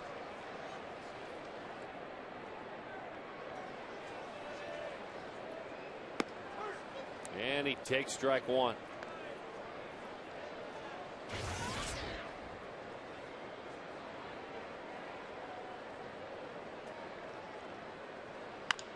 Bouncing ball. Dunn boots it. Weitzel runs hard through the bag. And the fielding struggles that we saw certainly here in the Valley continue for Adam Dunn. He was bailed out by Felipe Lopez on one. This one, he kicked too far away. Left fielder, Eric Burns. It's a great shot. Little infield practice here. If we can get that shot back, guys, that'd be wonderful.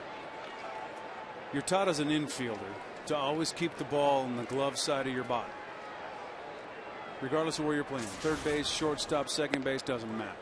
That's a classic example of when the ball gets away from the glove side of your body or to your throwing side, things go wrong. And that's the only reason he made an error there, was because the ball went too far to his throwing side or to his right side. And it's difficult to turn your hand that way. Can't get the glove completely open. Can't get it in the right position for that ball to find its way in there. Very simple stuff. Eric Burns, that's a fair ball. Weitzel on the move as it rolls into the corner. Chipale will stop him. Eric Burns a double with one out. There are runners on second and third, and for Eric Burns, 4 hits now in his last 2 games.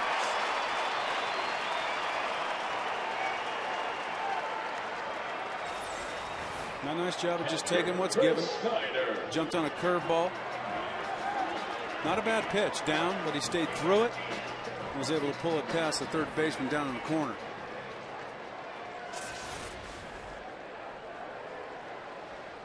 All right, here we go. Another chance for Arizona to cash in. Chris Snyder reached on an error and struck out. Chris, by the way, in the middle of a 7-game hitting streak, trying to extend it. Pitches high, overthrew a changeup, 1-0 the count.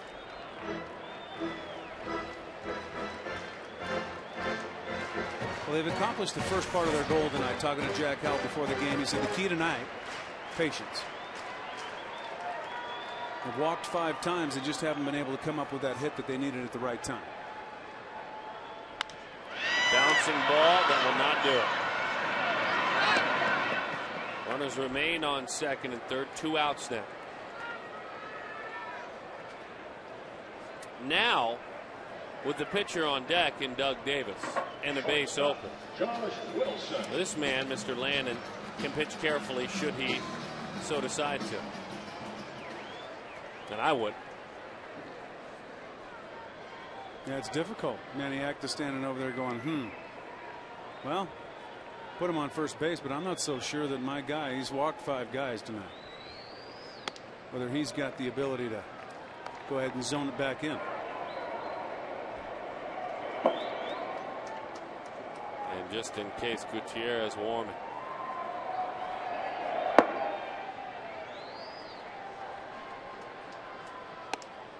Nope, 2-0. Seeing if he will bite. And Wilson caught up in that unique spot of batting 8th where expand as much as you can, correct? Yeah, you can't get too rambunctious with it because you end up swinging at pitcher's pitches. But it's important to try to put your bat on it as opposed to leaving it up to the pitcher. But there's a fine line there. That's why it's so difficult to hit 8th.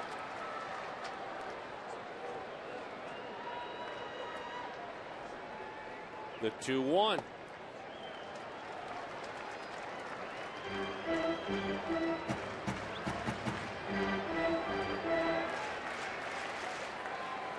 Those numbers are all well and good, but he won't hit.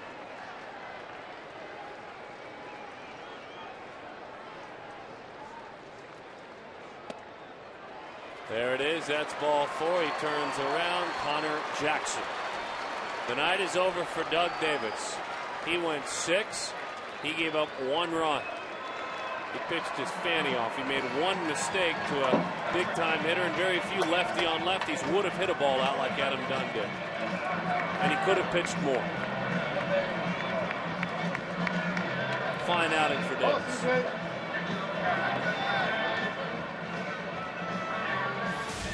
Yeah, double D. Well done tonight. Struggled with his command a little bit. He's able to pitch himself out of situations. As you said, he gave up one mistake to Adam Dunn. Other than that, phenomenal.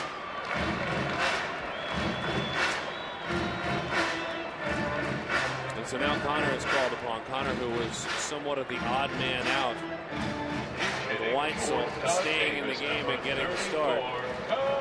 An option off the bench now in place of Doug Davis. Connor certainly would tell you, numbers-wise, having a disappointing year, hitting just 186.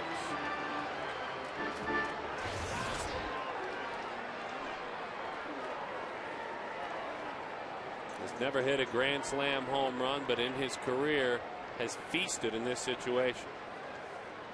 And I think it's because most of the time he does exactly what you ask of a hitter in this situation, not try to do too much. Yeah, that's right.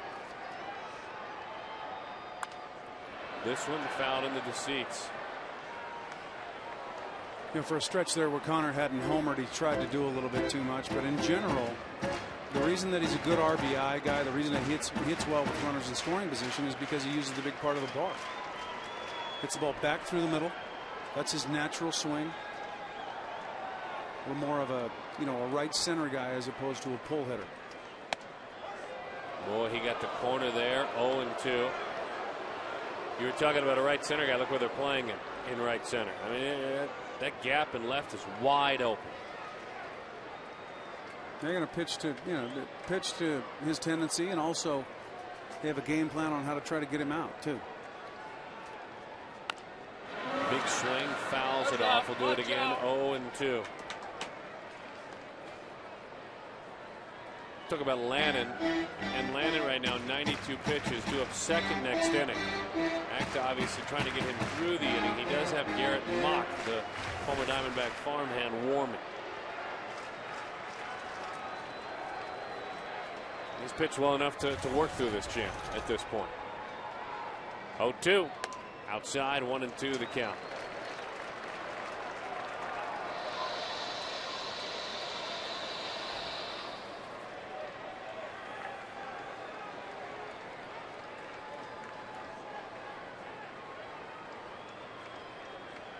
The 1-2. Bouncing ball right there in his hands. Guzman charges, fields, fires, and he got it. And the Diamondbacks again with a golden opportunity. Runners on second and third, one out, and they come up empty in support of Doug Davis.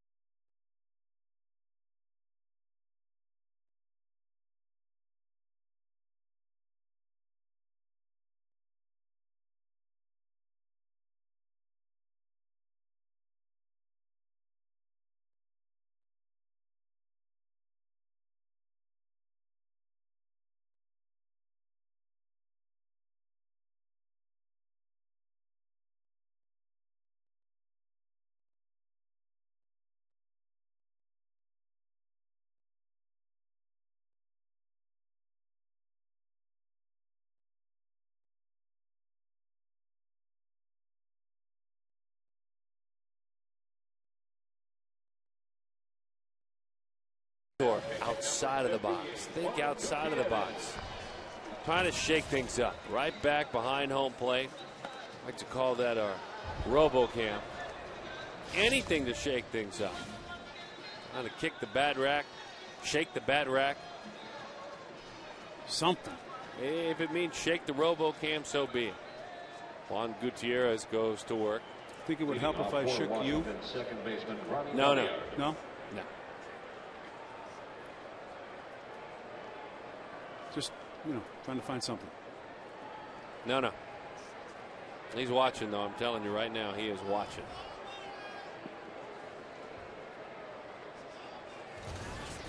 So Gutierrez.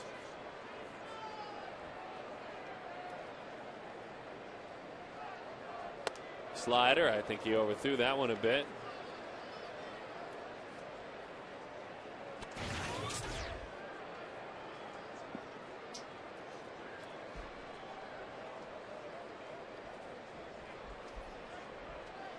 Verizon Wireless call to the bullpen coming our way. You got it, Matty. Just a little bit above us. Good try, though.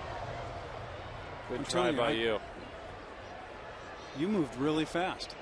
I thought I had it. You and I both gave it a go. Did you ever play shortstop? Ever? Fantasy camp. No. You played for me. You didn't play short. You were the designated hitter. I know your limitations. Now, were you my manager this year? No, 2 years ago. 2 years ago, terrible. I was terrible 2 years ago. You tell me about it. Now this year, big bopper. Oh, really? I had a big year. You bet. Oh, yeah. I'm not buying it. Well, you're going to have to buy it. 1-2 the count. Belliard takes it out of the catcher's mitt, literally. So we talk about Gutierrez and the job he has done. In his last 12 appearances, he has gone 14 1/3 innings. His ERA, 126. Opponents hitting 176 against. Oh, it's electric. Good fastball, good slider. There's the slider, and it's top foul. Pat Listash, former Sun Devil, Milwaukee Brewer. Bouncing around. Speaking of Brewers, some happy Brewer fans, by the way, again tonight. 9-2 over the Cubs in the 8th inning. Oh, don't be sad, Lou. Fastball fouled off. Matty, you got it. Oh, my goodness. Oh, my goodness. That's horrible. That went into our Spanish radio booth. Richard Signs. That's terrible. I mean, that thing rattled around. Oh, Richard. Don't be sad. You're terrible. 1-2. All right. Slider down. Fastball down the middle. How about that? That blew him away. 95. Belliard goes down on strikes. Richard Signs, great announcer, still terrible catch. For John Lennon, number 13, Alex Cintron. Alex Cintron, former Diamondback. He was the answer to our trivia question last night. Holmgren from both sides of the plate.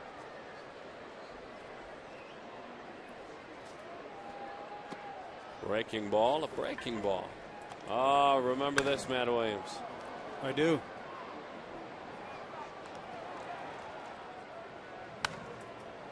Pulled his hands in. That was back when it was Pac Bell Park. And back when it was purple and teal.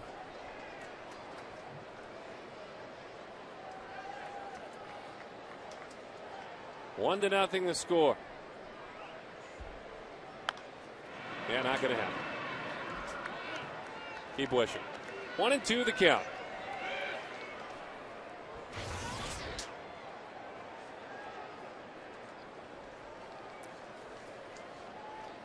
Yeah, not going to happen. A run on 4 hits and 2 errors. No runs on 3 hits and 2 errors. The Nationals on top. Drives it right field. Justin Upton.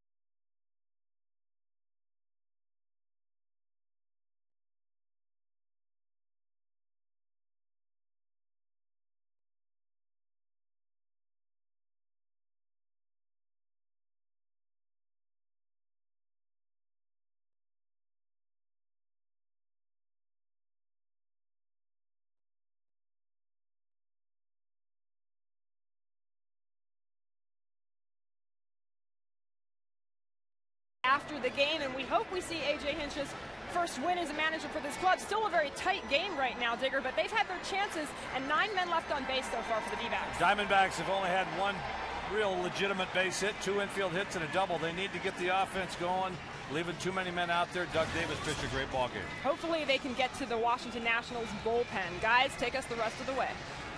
Well, honored to do that, no doubt about it. And A.J. Hinch in his second game as a Major League manager, hoping his crew can get things going. He does have the luxury right now, with 9 outs to play with, of sending up the top of the order in Felipe Lopez, Chris Young, and Justin Upton. Garrett Mock, and again, we told you, former Diamondbacks farmhand, pitched against his original club last night. Had a couple of batters that he faced, maintaining a 2-run lead. 25 years young, out of Houston, Texas, Verizon Wireless. Call to the bullpen. Well, Digger talked about opportunities. Here's another one. You know, a bullpen that has just really imploded. Got to take advantage here. And that's a good start. Felipe Lopez with a single, and Lopez now 4 hits in this series against his old team. Talk about not doing too much. Knowing your role. What is your role? Well, I got to get on base. Here, I'm going to get me a pitch right down the middle and line it back up the middle for a single and put this offense in motion. Well, you have Mock out there now, by the way, a right-handed pitcher. And Lopez certainly a base-stealing threat, no doubt about it.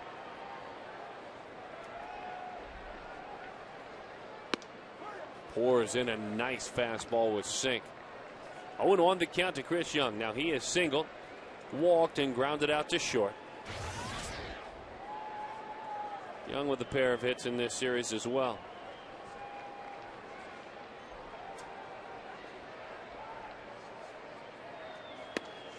Good breaking ball, 0-2. A couple of nice pitches there. Fastball at the knees with sink and a good breaking ball.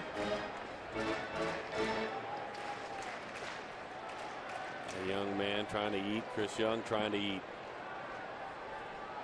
I think that young man ate it already. Looking for more.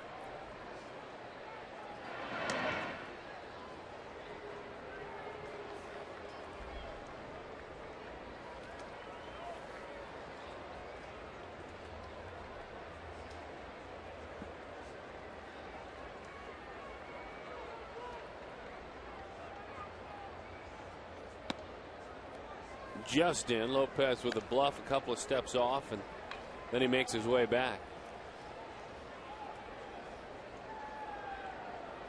Mock using the slide step there, knowing that the threat of the steal is there. Most relievers do a pretty nice job. Yeah, well, they come into these situations a lot. Oh boy, down in a pile goes Flores on that foul ball, and he is hurting a bit. Oh, it's the old collarbone shot.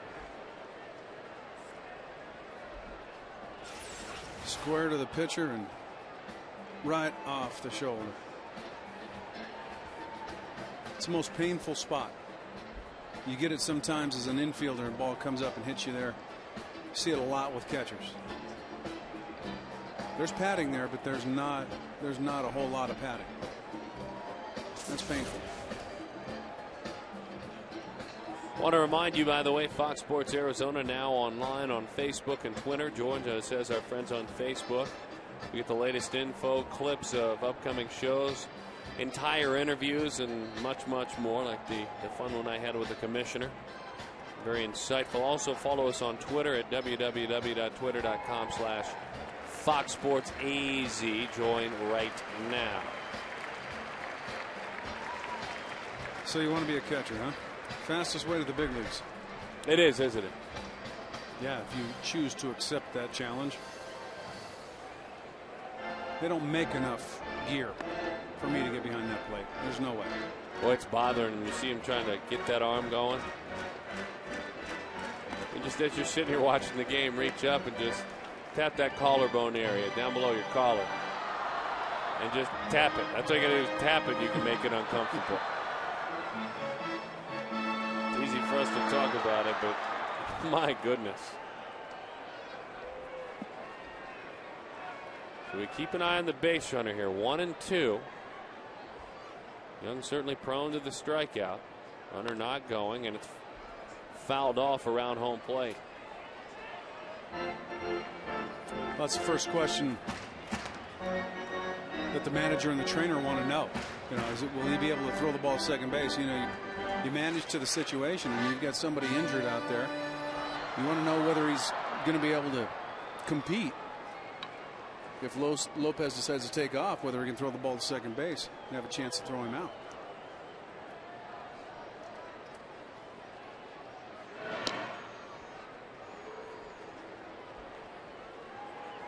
You look at the night starting lineup: Lopez, Young, Upton, Reynolds, Burns, all have the green light.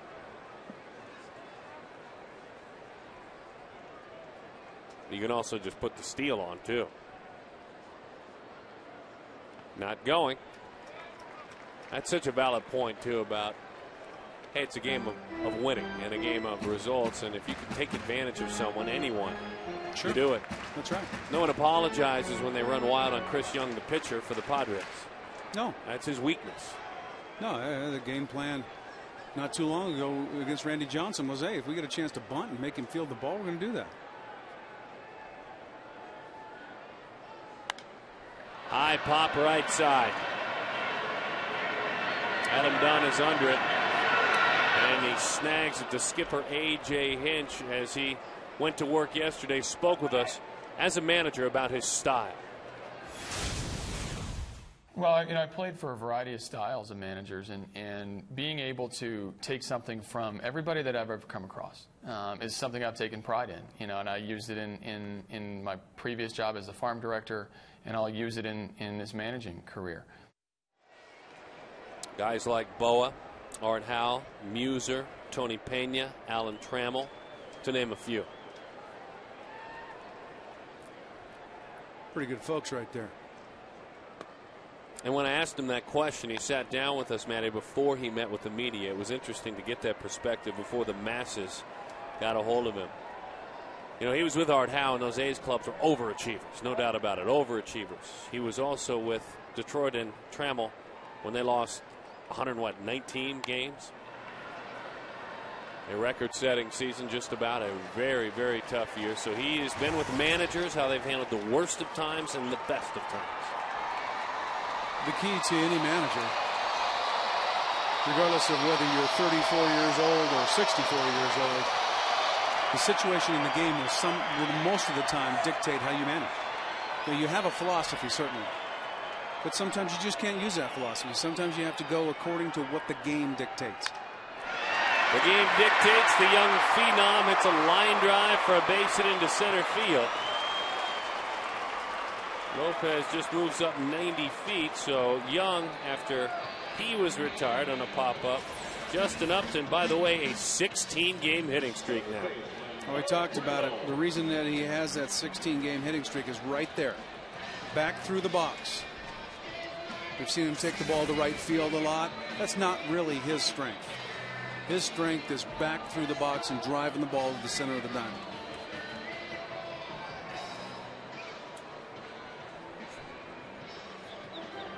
Initially, when you watched that play, you thought, could Felipe go to third? And then you realized the ball was shot out of a cannon to the center fielder. You know, there's a pace to the game. You know, there's a pace, and there's this internal time clock. You see it a lot with infielders. The really good infielders, it seems like they're taking too long to get the ball to first base, and they get that guy by half a step. It's that internal time clock. When you're on first base as a base runner and that ball's hit to center field, you know the pace at which that ball's hit and whether you have a chance to get to third base. Now, that being said, you got to bust it because you never know. But did he on a breaking ball? No, he did not. I want to know the count to Mark Reynolds. Reynolds fly to right, walked, and grounded out.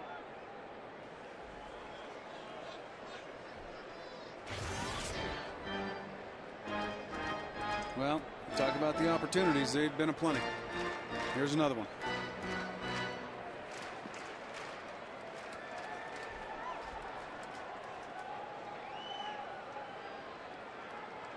Hard to come by. Timely hits with runners in scoring position. Very hard to come by.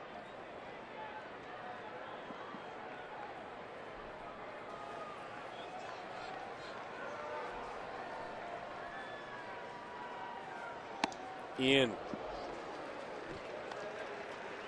2-0 the count.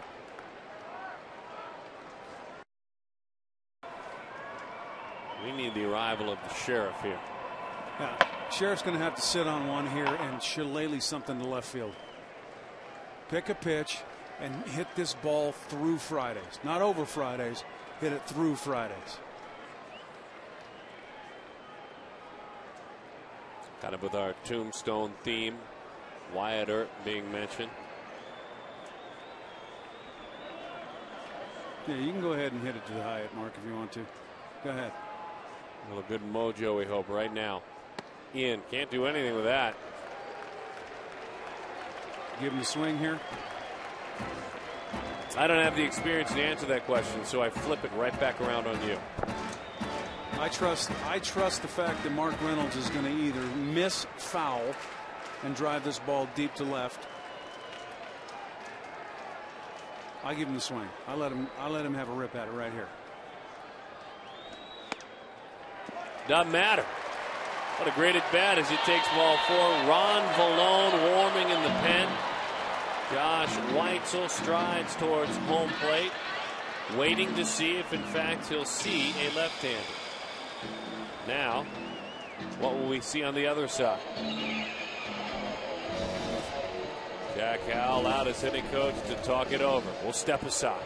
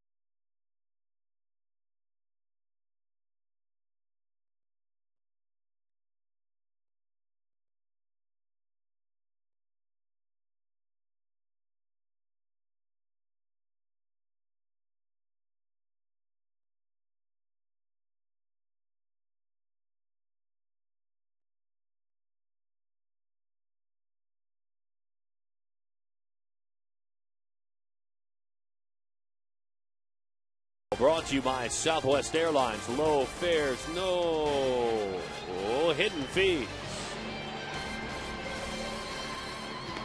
Back of the ballpark. A well-traveled, quality, as far as people go, quality left-hander Ron Vallone. And when I say well-traveled, I mean well-traveled. Pitching for his 12th major league team. He's pitched in 43 big league ballparks. A Verizon wireless call to the bullpen. Former college football player at UMass. Oh, he's got a football mentality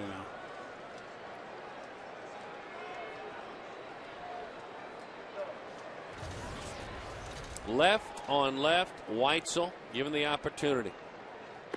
And that one dives away. This year in the minor leagues, Josh Weitzel against left-handed pitching was 8 for 22, or a .364 clip.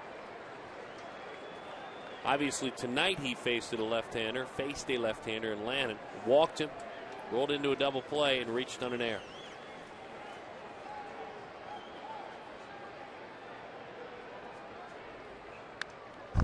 Oh boy, 1-1 the count. He'd love another shot at that one. Oh, there's that 100% we talked about. Got ahead in the count and maybe overswung just a little bit. Matt Ennis' career in the minor leagues, 497 at bats, 278 batting average against left-handed pitching. Hangs in there all right.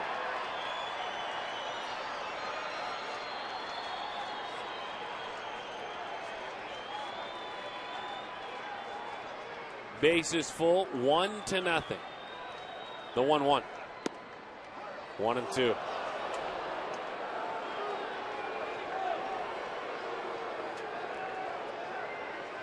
Bit of a delayed call, but truth be told, I was waiting on it. Yeah, me too. It's a good pitch. Fly ball ties this game.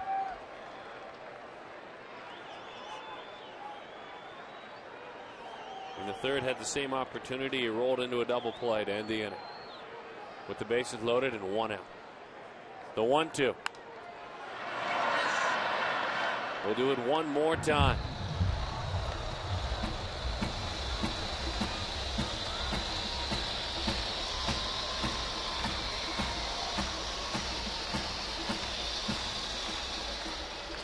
Lopez single. Upton single. Reynolds walk. Weitzel with 108 minor league home runs.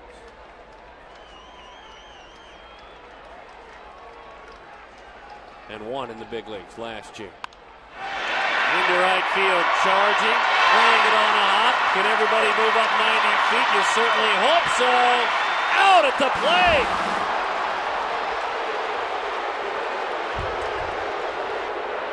A.J. Hinch wants an explanation at home. He bolts out of that dugout. A force out, remember, a force out at the plate.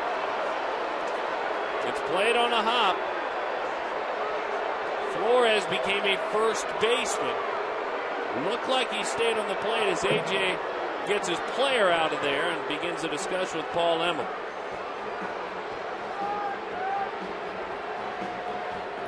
Well, the ball certainly beat him to home plate. The question is whether he was able to keep his foot on home plate, and that's the question here. You know, the angle that the umpire is standing at with this play, you don't necessarily know whether he can tell. Looked like he did there, though. Looked like he did. It looked like he did there.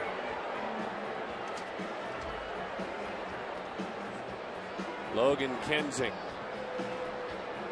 comes on out of the bullpen. It's very frustrating when you think out loud, and I go ahead and say it, finding new ways to not score runs.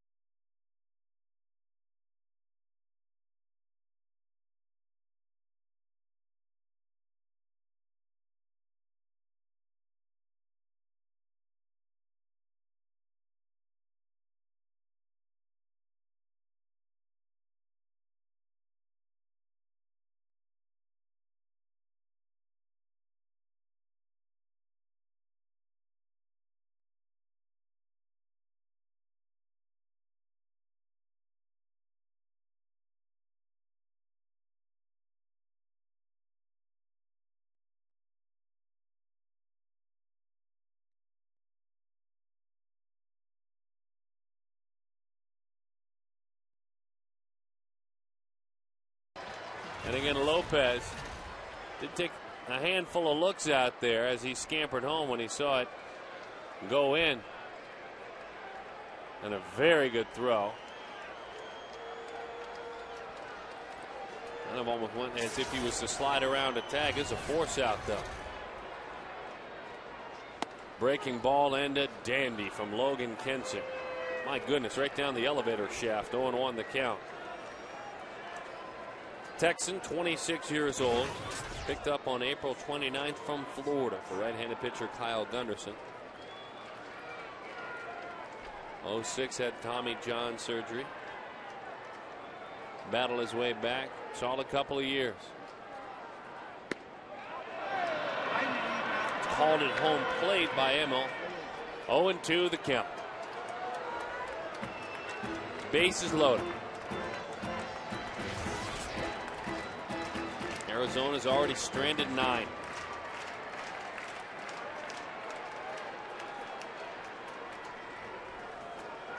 Got a battle. Find a way.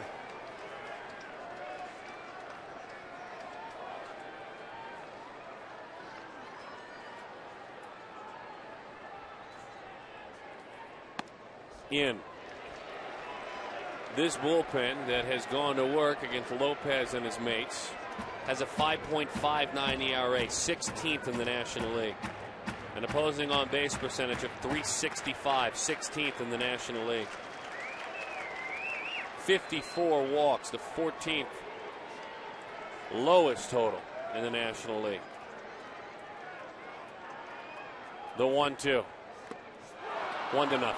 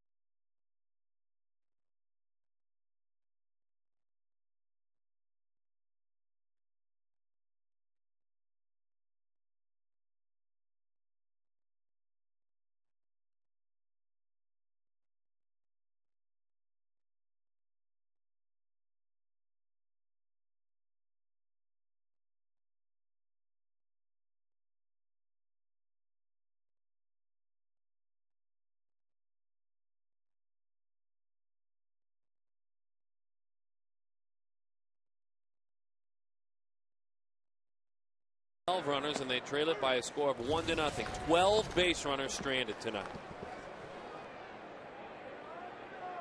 As the offensive struggles continue, the good news is it's still 1-0. That the pitchers have stepped up. That's the good news. One swing of the bat. That's all it takes.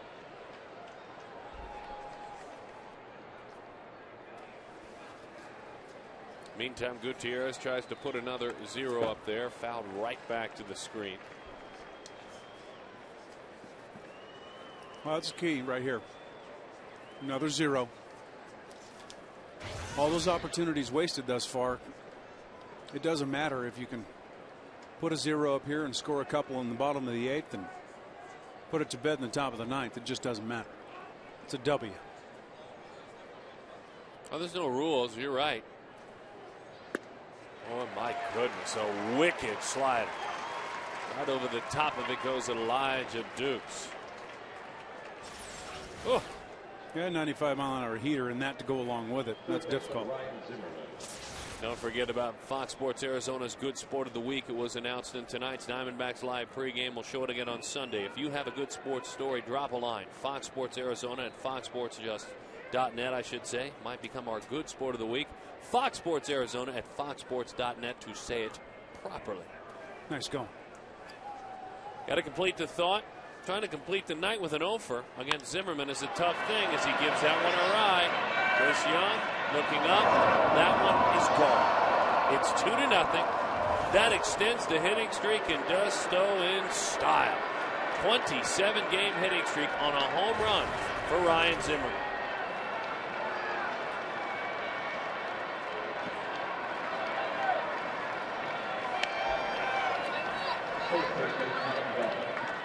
Well, you know you're hot when you're beating up the number 1 starter and you're beating up the main guy out of the bullpen. He's seeing it good right now. Longest in Major League Baseball in 09 at 27. Now the longest in Nationals history as well, beating his own by 10. He's extended his streak in his first plate appearance 11 times. Second 9 times, third time 3 times, and fourth only once, now twice. Scott Schoenweiss is on. Boy, all that momentum the Diamondbacks had just moments ago now shifted back into the visiting dugout.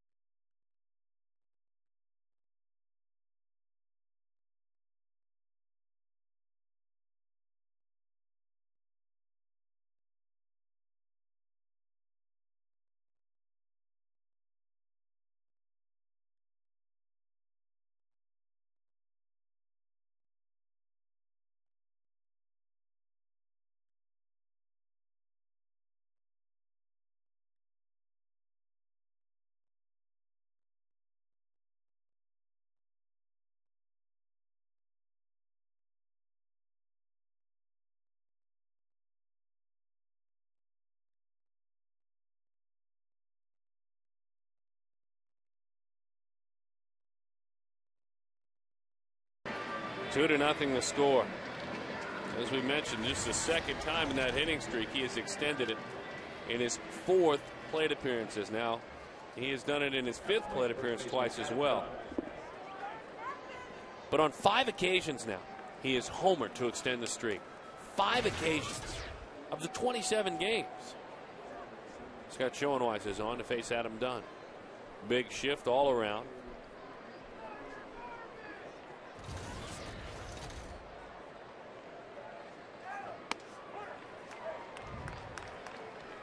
Oh, and on the count. Joe Torre, the manager for the Los Angeles Dodgers, was asked a question about the shift. Of course, the Dodgers, a lot of teams employed against guys like Adam Dunn, let's say. The question was posed, and on a rare occasion, he didn't have an answer. Why, Mr. Torre was asked, in a situation like that, don't you leave the shortstop at shortstop and put the third baseman over behind second base? Why? What would your answer be?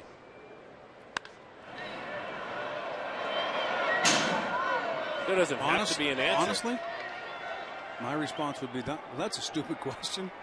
It's an interesting question, though. It makes no sense at all, for crying out loud. I think it's a great question. Why in the world would you take your third baseman and put him behind second base?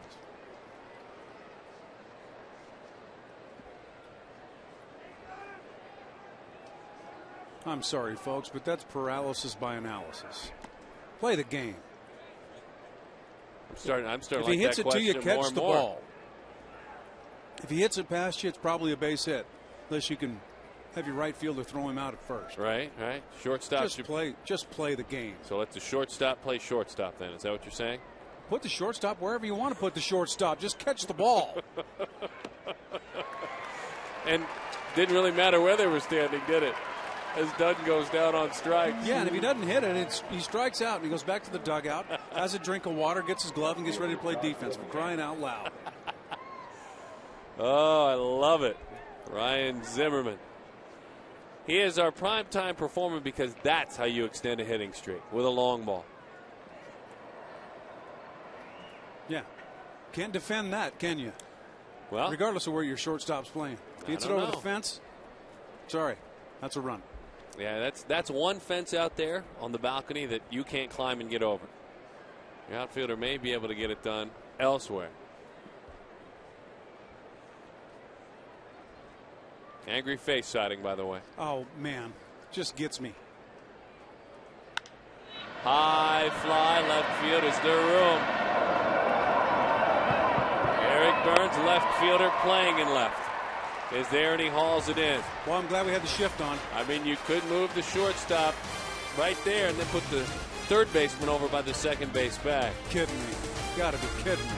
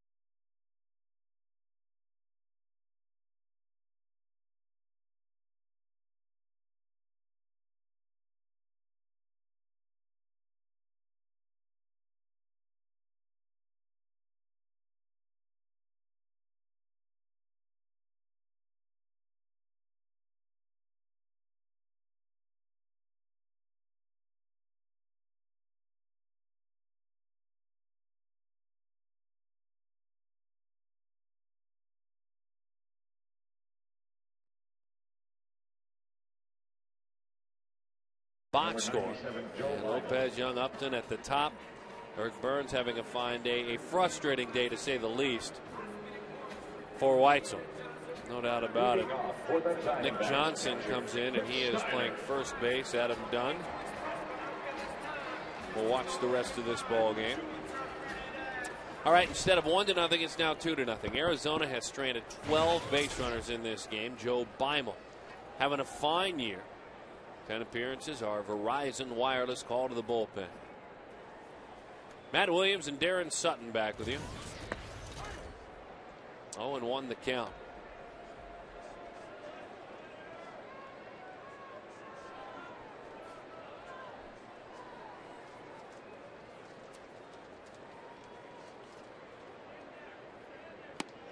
Right out front.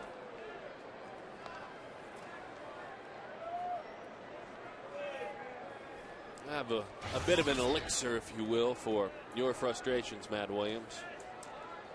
Sitting over here in the psychologist chair, as I do every night, working with Mark Grace.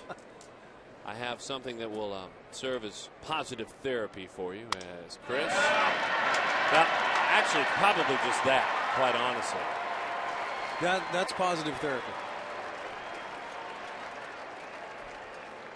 A broken bat single. That's not where I was going, but I certainly know that puts a smile on your face, a base hit like that. Sure, let's go. Let's go where you were going. Where are you going? Oh, okay. Promo, my friend. MLB.TV. Oh, take it. Really? Take it. Do I have to do it right? Wait. Yeah, you this better is wait an now. integral part of the game right here. Yeah, it's kind of need to go when Why you're do asked. I have to do this? All right. You really believe I want to do Here's this Josh right now? Wilson. 0-1 the count. We'll wait till the next out.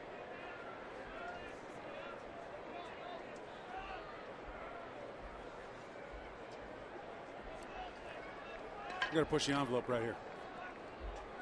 Move the runners. Something. Drop a bunt down. Something. Okay. Got to get that guy in scoring position. You got 6 outs to play with. Fouls that one back. Give it a read here for therapy. Follow the D-backs on your iPhone or iPod. Keep in touch with MLB.com at Bat 2009.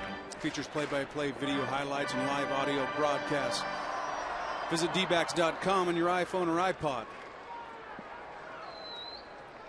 Big league. Big league. Sutton's stamp of approval on Thanks. that one. Thanks, brother. Got to push the envelope. The 0-2. Outside, 1-2 the count. So in this situation, would you play the shortstop behind the bag, or would you move the third baseman over, or what would you do? Not a shift. Not a shift now. This isn't a shift situation. It's a terrible question. That was a fair question for Joe Torre that I asked. 1-2. Popped up right side and into the seats it goes. I never heard it before. I can't say that I have either. Now the one thing that is shifted out there, and obviously it's not a shift that we would talk about interesting questions, it's the outfield. Left center is wide open. They're playing Wilson to go the other way.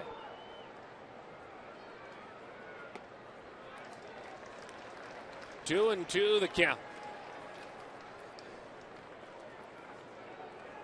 Scott Olsen against Max Scherzer, same two teams tomorrow. We'll have it for you right here on Fox Sports Arizona.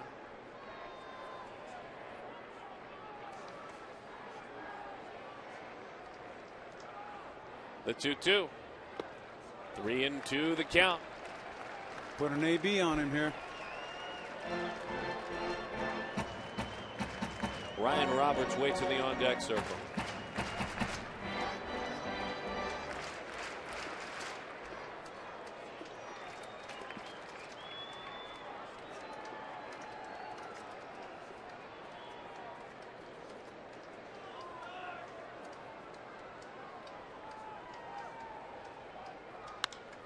That one lifted into that gap in left center field, but the afterburner's going right away for Elijah Dukes. He makes the play. The runner remains at first with 1 out. Well, he's a big man, but he can go, huh? Yeah, he really can go. Not your prototypical center fielder. Body-wise. Number 14, Ryan Roberts. He looks like a corner outfielder, but he can pick him up and put him down out there. Those shoulders that can almost touch either one of his outfielders. Have to stand sideways to get through the door. I've been thinking about the question. You want my answer to it? Oh, the shift? Yeah, you want my answer? Right after this homer. Fly ball, right center field. Dukes is That's a on good the move. call. He is looking up. Almost got there, off the wall. Runners on second and third. Roberts with a great reaction, clapping those hands as he gets to the bag. The deepest part of the ballpark out there to the 13. You love to see him go the other way like that. Hit a ball good to right field last night in the pinch hitting appearance. Tonight, even better.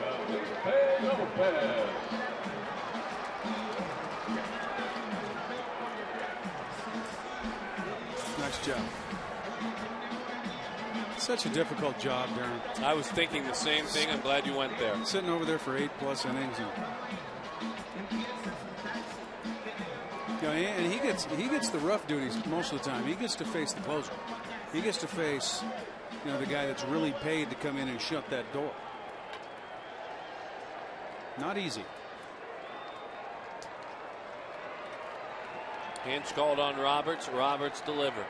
So we're positive thinking, right? So I'm going to give you the answer to the question after this 2-run single, okay? Okay. That's perfect. 0-1 the count on Felipe Lopez.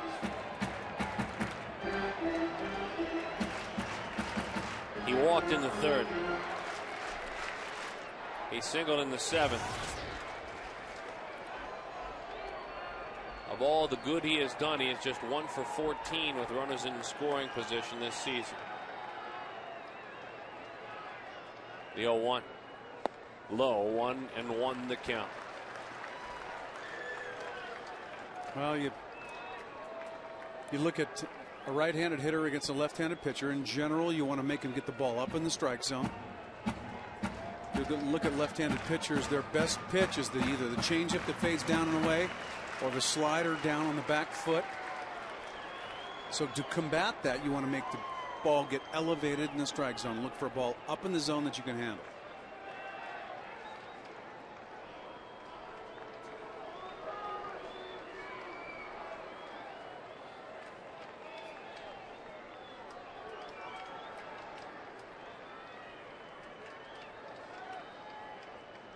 One. Really backed off a big sweeping breaking ball from Beimel. 1-2 the count.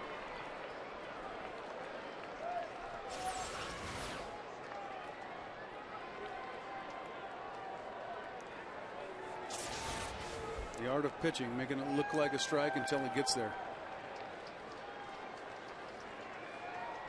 Lopez back in the 5th inning. Ground ball to short. It was thrown to Adam Dunn. He dropped it. Lopez thought it had been caught and stopped short of the bag, slowed up. Adam picked it up and he was out. Trying to redeem himself right now. Ian. Not by much. It's a good 2-strike pitch. 2-2 the count.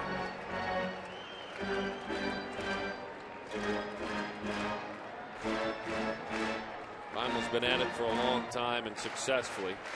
Signed by the Nationals this winter. Manny Acta loves having that man in his bullpen.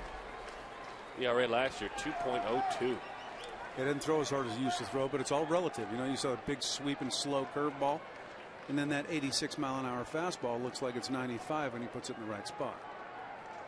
2-2. Backs off speed. Count is full. 1 out. Chris Young waits.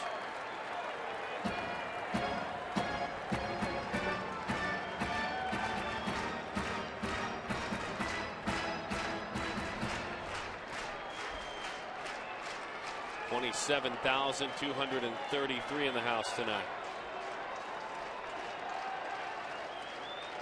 It'll get them out of their seats. Let's get them out right now to try to get behind the guys.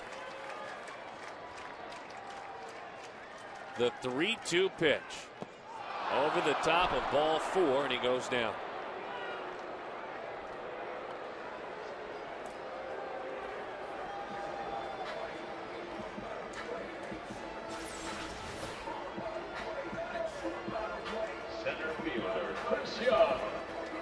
Change up, off speed pitch down in the strike zone. Talked about it. Success comes against the left-hander when you make him elevate the baseball. That's their bread and butter right there. The off speed pitch down and away, or the slider down and in.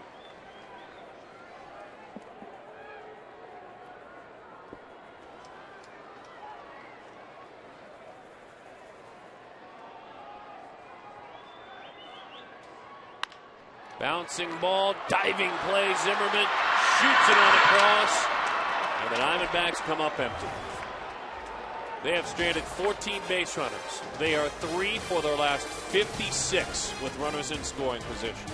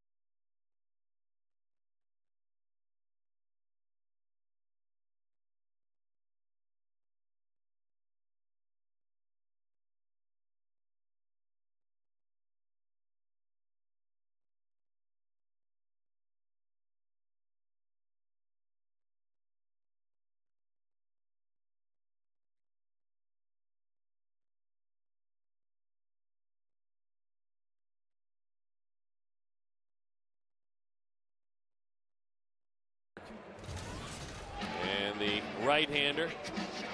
Made things a little bit interesting the last time he went to work in San Diego, but it worked out just fine as he recorded a save. He is 7 of 8 this year.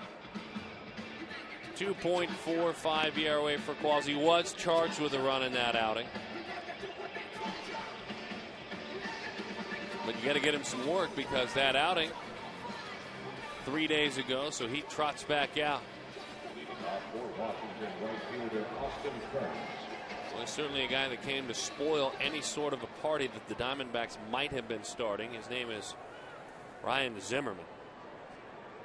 You thought you might creep back in. You come up empty. Zimmerman then homers, makes it 2-0, and Zimmerman made sure with a well above average play to end the inning. Well above average. That Diamondbacks weren't about to have any fun. Line drive, look out. A great play, but the big concern is Qualls. Did it get anything? Did it get his throwing arm? It was right back through the box. He looks to be all right. I think that got his glove. Boy, he's lucky, isn't he? You're right on, Matt. He got his glove. Only 60 feet. By the time he lets it go, closer than that from home plate. Oh.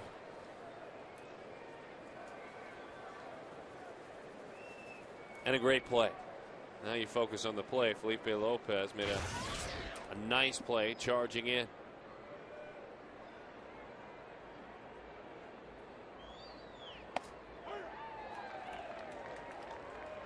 I would imagine that for hitters, when Qualls is right, and he's right most of the time, a very uncomfortable at bat.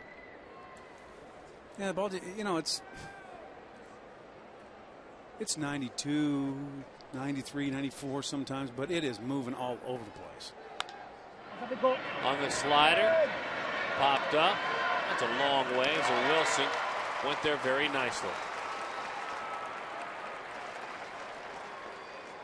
And when a hitter has one pitch in the back of his mind, even though he gets a mistake pitch, your stuff's so electric, it's tough to make that adjustment. Yeah, you really got to do something special to get to that sinker in. So, you know, the tendency for a right-handed hitter is just to drift out of there a little bit, and then the hanging slider, you don't hit it. Boy, good pitch. A slider called away to Ronnie Belliard. 1-0 the count. No, that's a strike. Looked pretty good to me. You know me. You don't have to twist my arm on giving corners. And I don't like to give corners. But that's a strike. You'll come around. Bouncing ball. He barely got around on that pitch. Belliard is erased, but the problem for the Diamondbacks, they have been empty offensively. Can that change in the bottom of the ninth? We'll find out.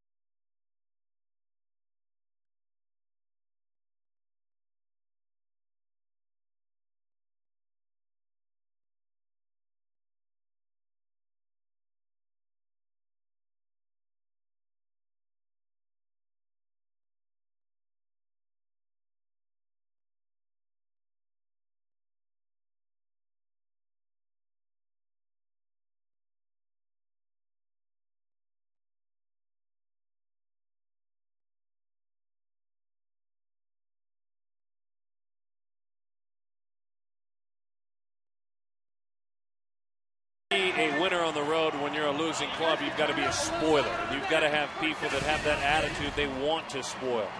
Well, an empty inning with the bases loaded for the Diamondbacks. Zimmerman adds a homer. Then the Diamondbacks try again to score runners on second and third. So he adds another one. And then he taketh at least one or two away. Oh, to be a complete player. Defense is just as important. Cutting that run down is just as important as hitting that ball over the fence. And he is a complete player, by the way. With that home run, he extended his hitting streak to 27 games. Our Verizon Wireless call to the bullpen. Kip Wells bounced around a bit with regard to his career. He has always had that good arm. Consistency has not been his friend. Trying the ninth inning, and for Wells, the ninth inning has worked out pretty nicely. Picked up his first career save last night.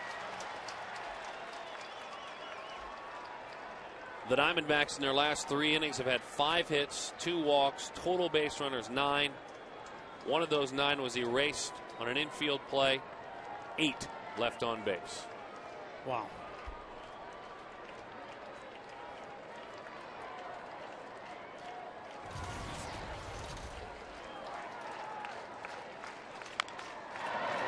Breaking ball, Upton looking to pull it in the hold. 0-1.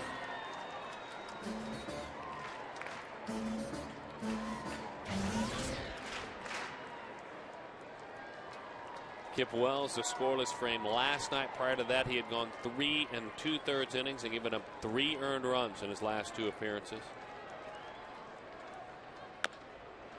And again, out front of that one.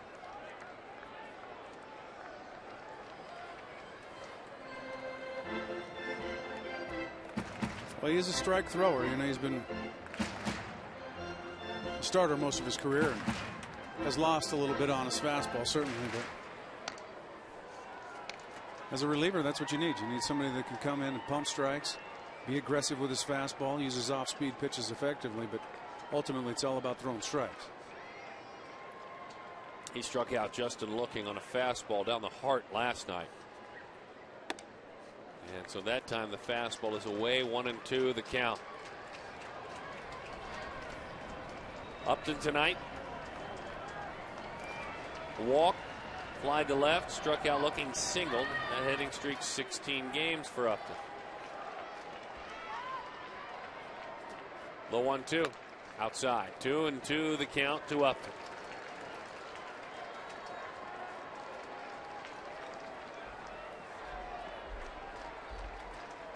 Pitched collegiately at Baylor, and that's what he has done in his major league career. The White Sox, the Pirates, St. Louis, Colorado, Kansas City, and Washington. The 2-2. Breaking ball, awkward swing. Down he goes on strikes for the second time tonight. 1 away. 1 defensive changes in 4-1, and now pitching number 32, Kip Wells. Now batting third baseman Mark Reynolds. And Justin tried to spoil that one, just couldn't foul it off. Mark Reynolds against Kip Wells, 0 for 6 with 4 strikeouts. Ended the ball game with a strikeout swinging last night. Breaking ball overthrew it, ticked off at himself. 1-0 the count. Mark has walked a couple of times. Fly to right and grounded out.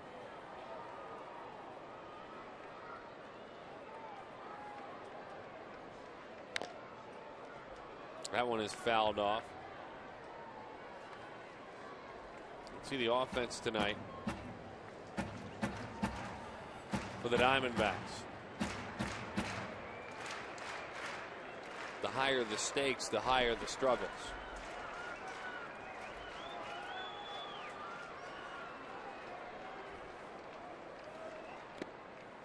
That one bounces in there. 2-1 the count.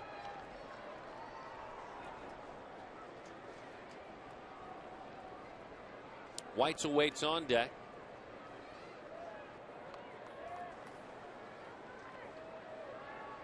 Well, you keep thinking positive. Stranger things have happened. Bloop and a blast here. A couple of guys that have the ability to change the complexion with one swing. Got to get a base runner first, though. Took a step closer. 3-1 the count.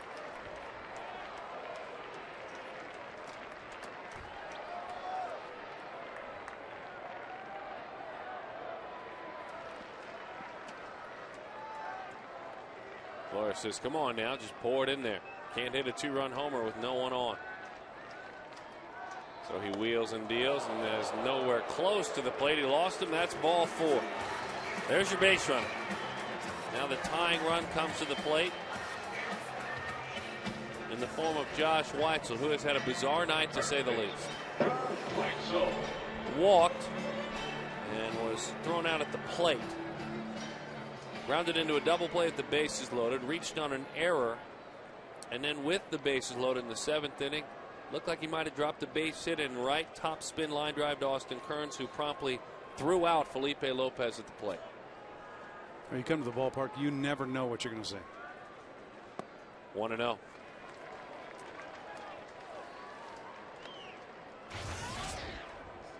You just never know. Well, and at the time, sorry to interrupt, Matty, at the time, that would have tied the game. It wasn't 2-0, it was 1-0. And then what followed immediately after was a Zimmerman homer, 2-0. You talked about it too, momentum. Big shift. Well, there's nothing better than getting out of bases loaded messes over and over again. Like we were talking about it before the game, one of the fondest memories we all have was in the playoffs against the Chicago Cubs a couple of seasons ago. Livan Hernandez at Wrigley Field. The Cubs had the bases loaded every inning and rolled into a double play every inning. I think Alfonso Soriano rolled into every one of them. I mean, it felt like Seemed that. like it, yeah. Right. And so you get a little more momentum and a little more confidence. Maybe we're destined to win this game. Now, that was a postseason game, but a game is a game. And that helps.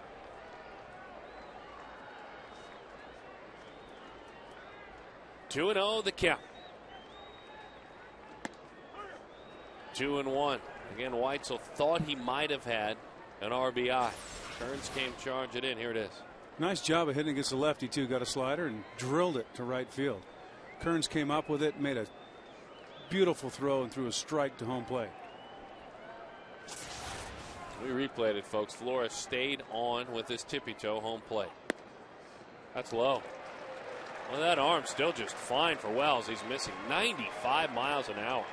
Yeah, he's feeling it. You can hear him grunt when he turned it loose. That was good fastball tonight. Doesn't matter if you can't throw it over the plate, though.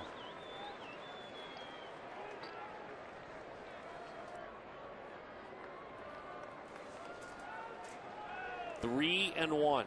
A hitter's count for certainly a power hitter. Outside, ball 4. Well, now the tying runs are on. The winning run in the form of Eric Burns. Eric 2 for 6 in his career against Kip Wells. One of the two a home run. A couple of seasons back when he was a member of the Oakland A's. But is he going to face Wells?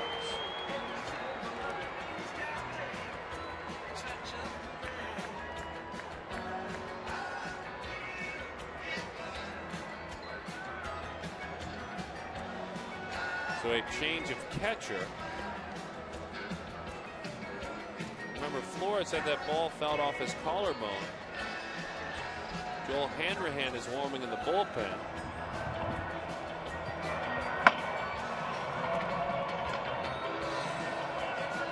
Will Nieves. Is he hurt?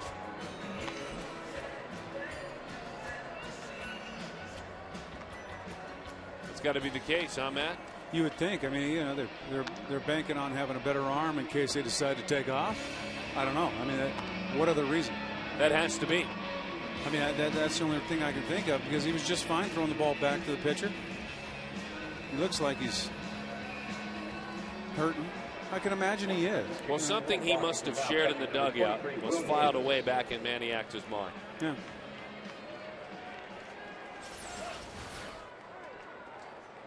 That's in the 7th inning, folks. It took him a while to come around. Collarbone. Yeah, you don't know. I mean, there's a difference between hurt and injured. You know, I don't think he broke a bone or anything, but you know, if they decide to take off and try to steal second and third here, if he can't throw the ball to a bag, then got to get somebody else in there that can do that. I think you're right. So Eric Burns. Breaking ball called high, 1-0 the count. Wells wanted it, but he's lucky it was thrown back to him. Those at times get hit an awful long way. Well, that was a hanger. As we mentioned, Burns has homered off him once in 6 at bats. 2 hits overall. This should end it. But the throw is high, and it doesn't.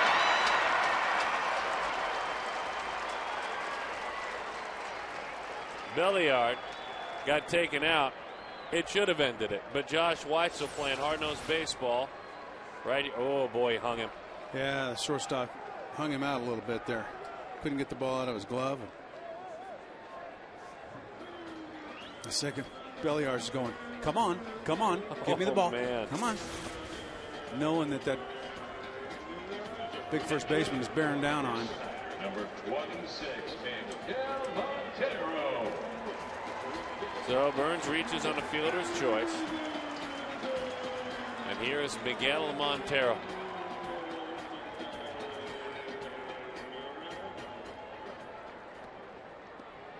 Certainly the power to drive the ball into a gap. Montero last night, a couple of hits, a single and a double, and a run scored. Has seen that average climb of late quite a bit. Well, if you're Miguel, you can't get outside yourself here. Do what you've been doing that you're having success with. Just because it's the bottom of the 9th inning, you're down by 2, doesn't mean that you try to hit a ball out of here to right field. He's had success going the other way to the opposite gap. Have to stay with that.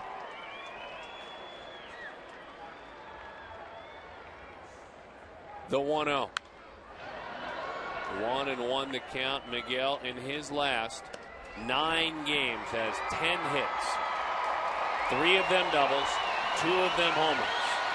Batting average .333, slugging percentage .633 during that time.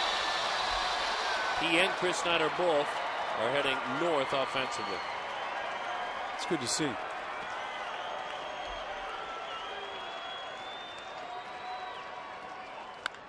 Hard ground ball, base hit right field. Boy, Burns is on the move. He touches second.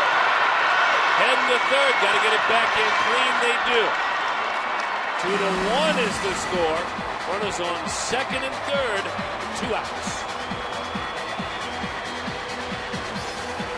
Snyder with a hit tonight. Now Montero with a hit tonight.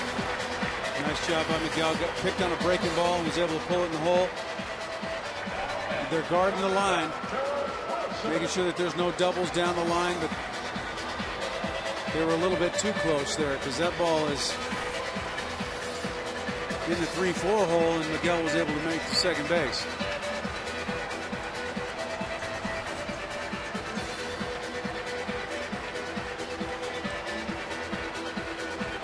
Looks like Hanrahan is trotting in from the bullpen. Won't step aside. Base hit wins this ball game. Wilson up. Stay tuned.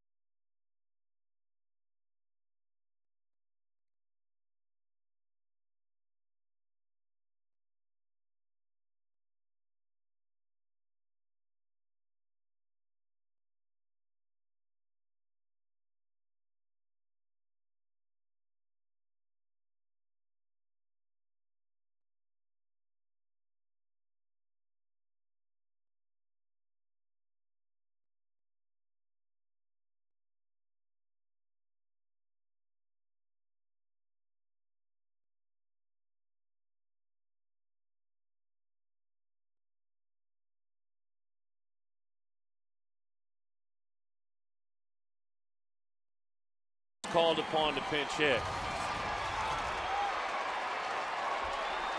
And a base open. Are they going to pitch to him? 2 outs. Augie Ojeda out on deck. Fouls it back. They are. Interesting.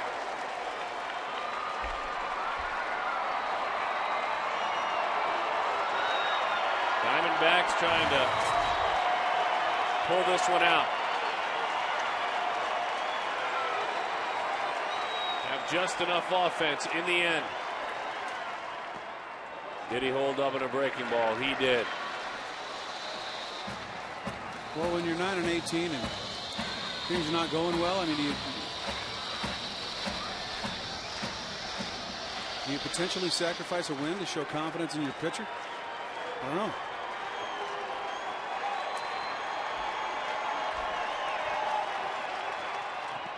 Oh my goodness. Now remember, Nieves just came into the ball game. You bring him into the ball game and he's asked to do that. I mean, a huge play.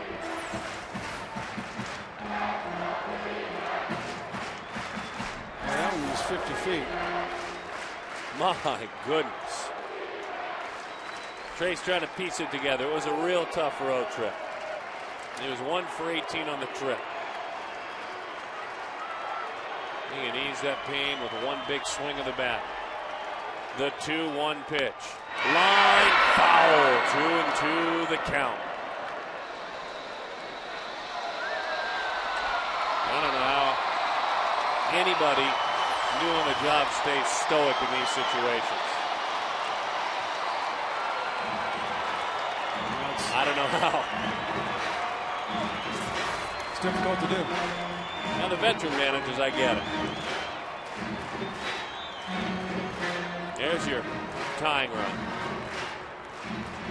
He is at third. The winning run is at second. 2-2. Again, a game-saving play by Nieves. And I say game because that would have been the second wild pitch and run score. Doesn't show up in the box score, does it? No, and it won't. It won't even probably be written in a game article. No. It's expected. I understand that. But, you know, that guy, his coaching staff, his fellow teammates appreciate that. They know the importance. 3-2 right over the top of it. Again blocked up. And that is the ball game. And the Diamondbacks strand 16 base runners tonight. They do manage 1. The last time they stranded 16 base runners, July of last year in Philadelphia, a game they lost by a score of 13-5. Another tough offensive night for Arizona.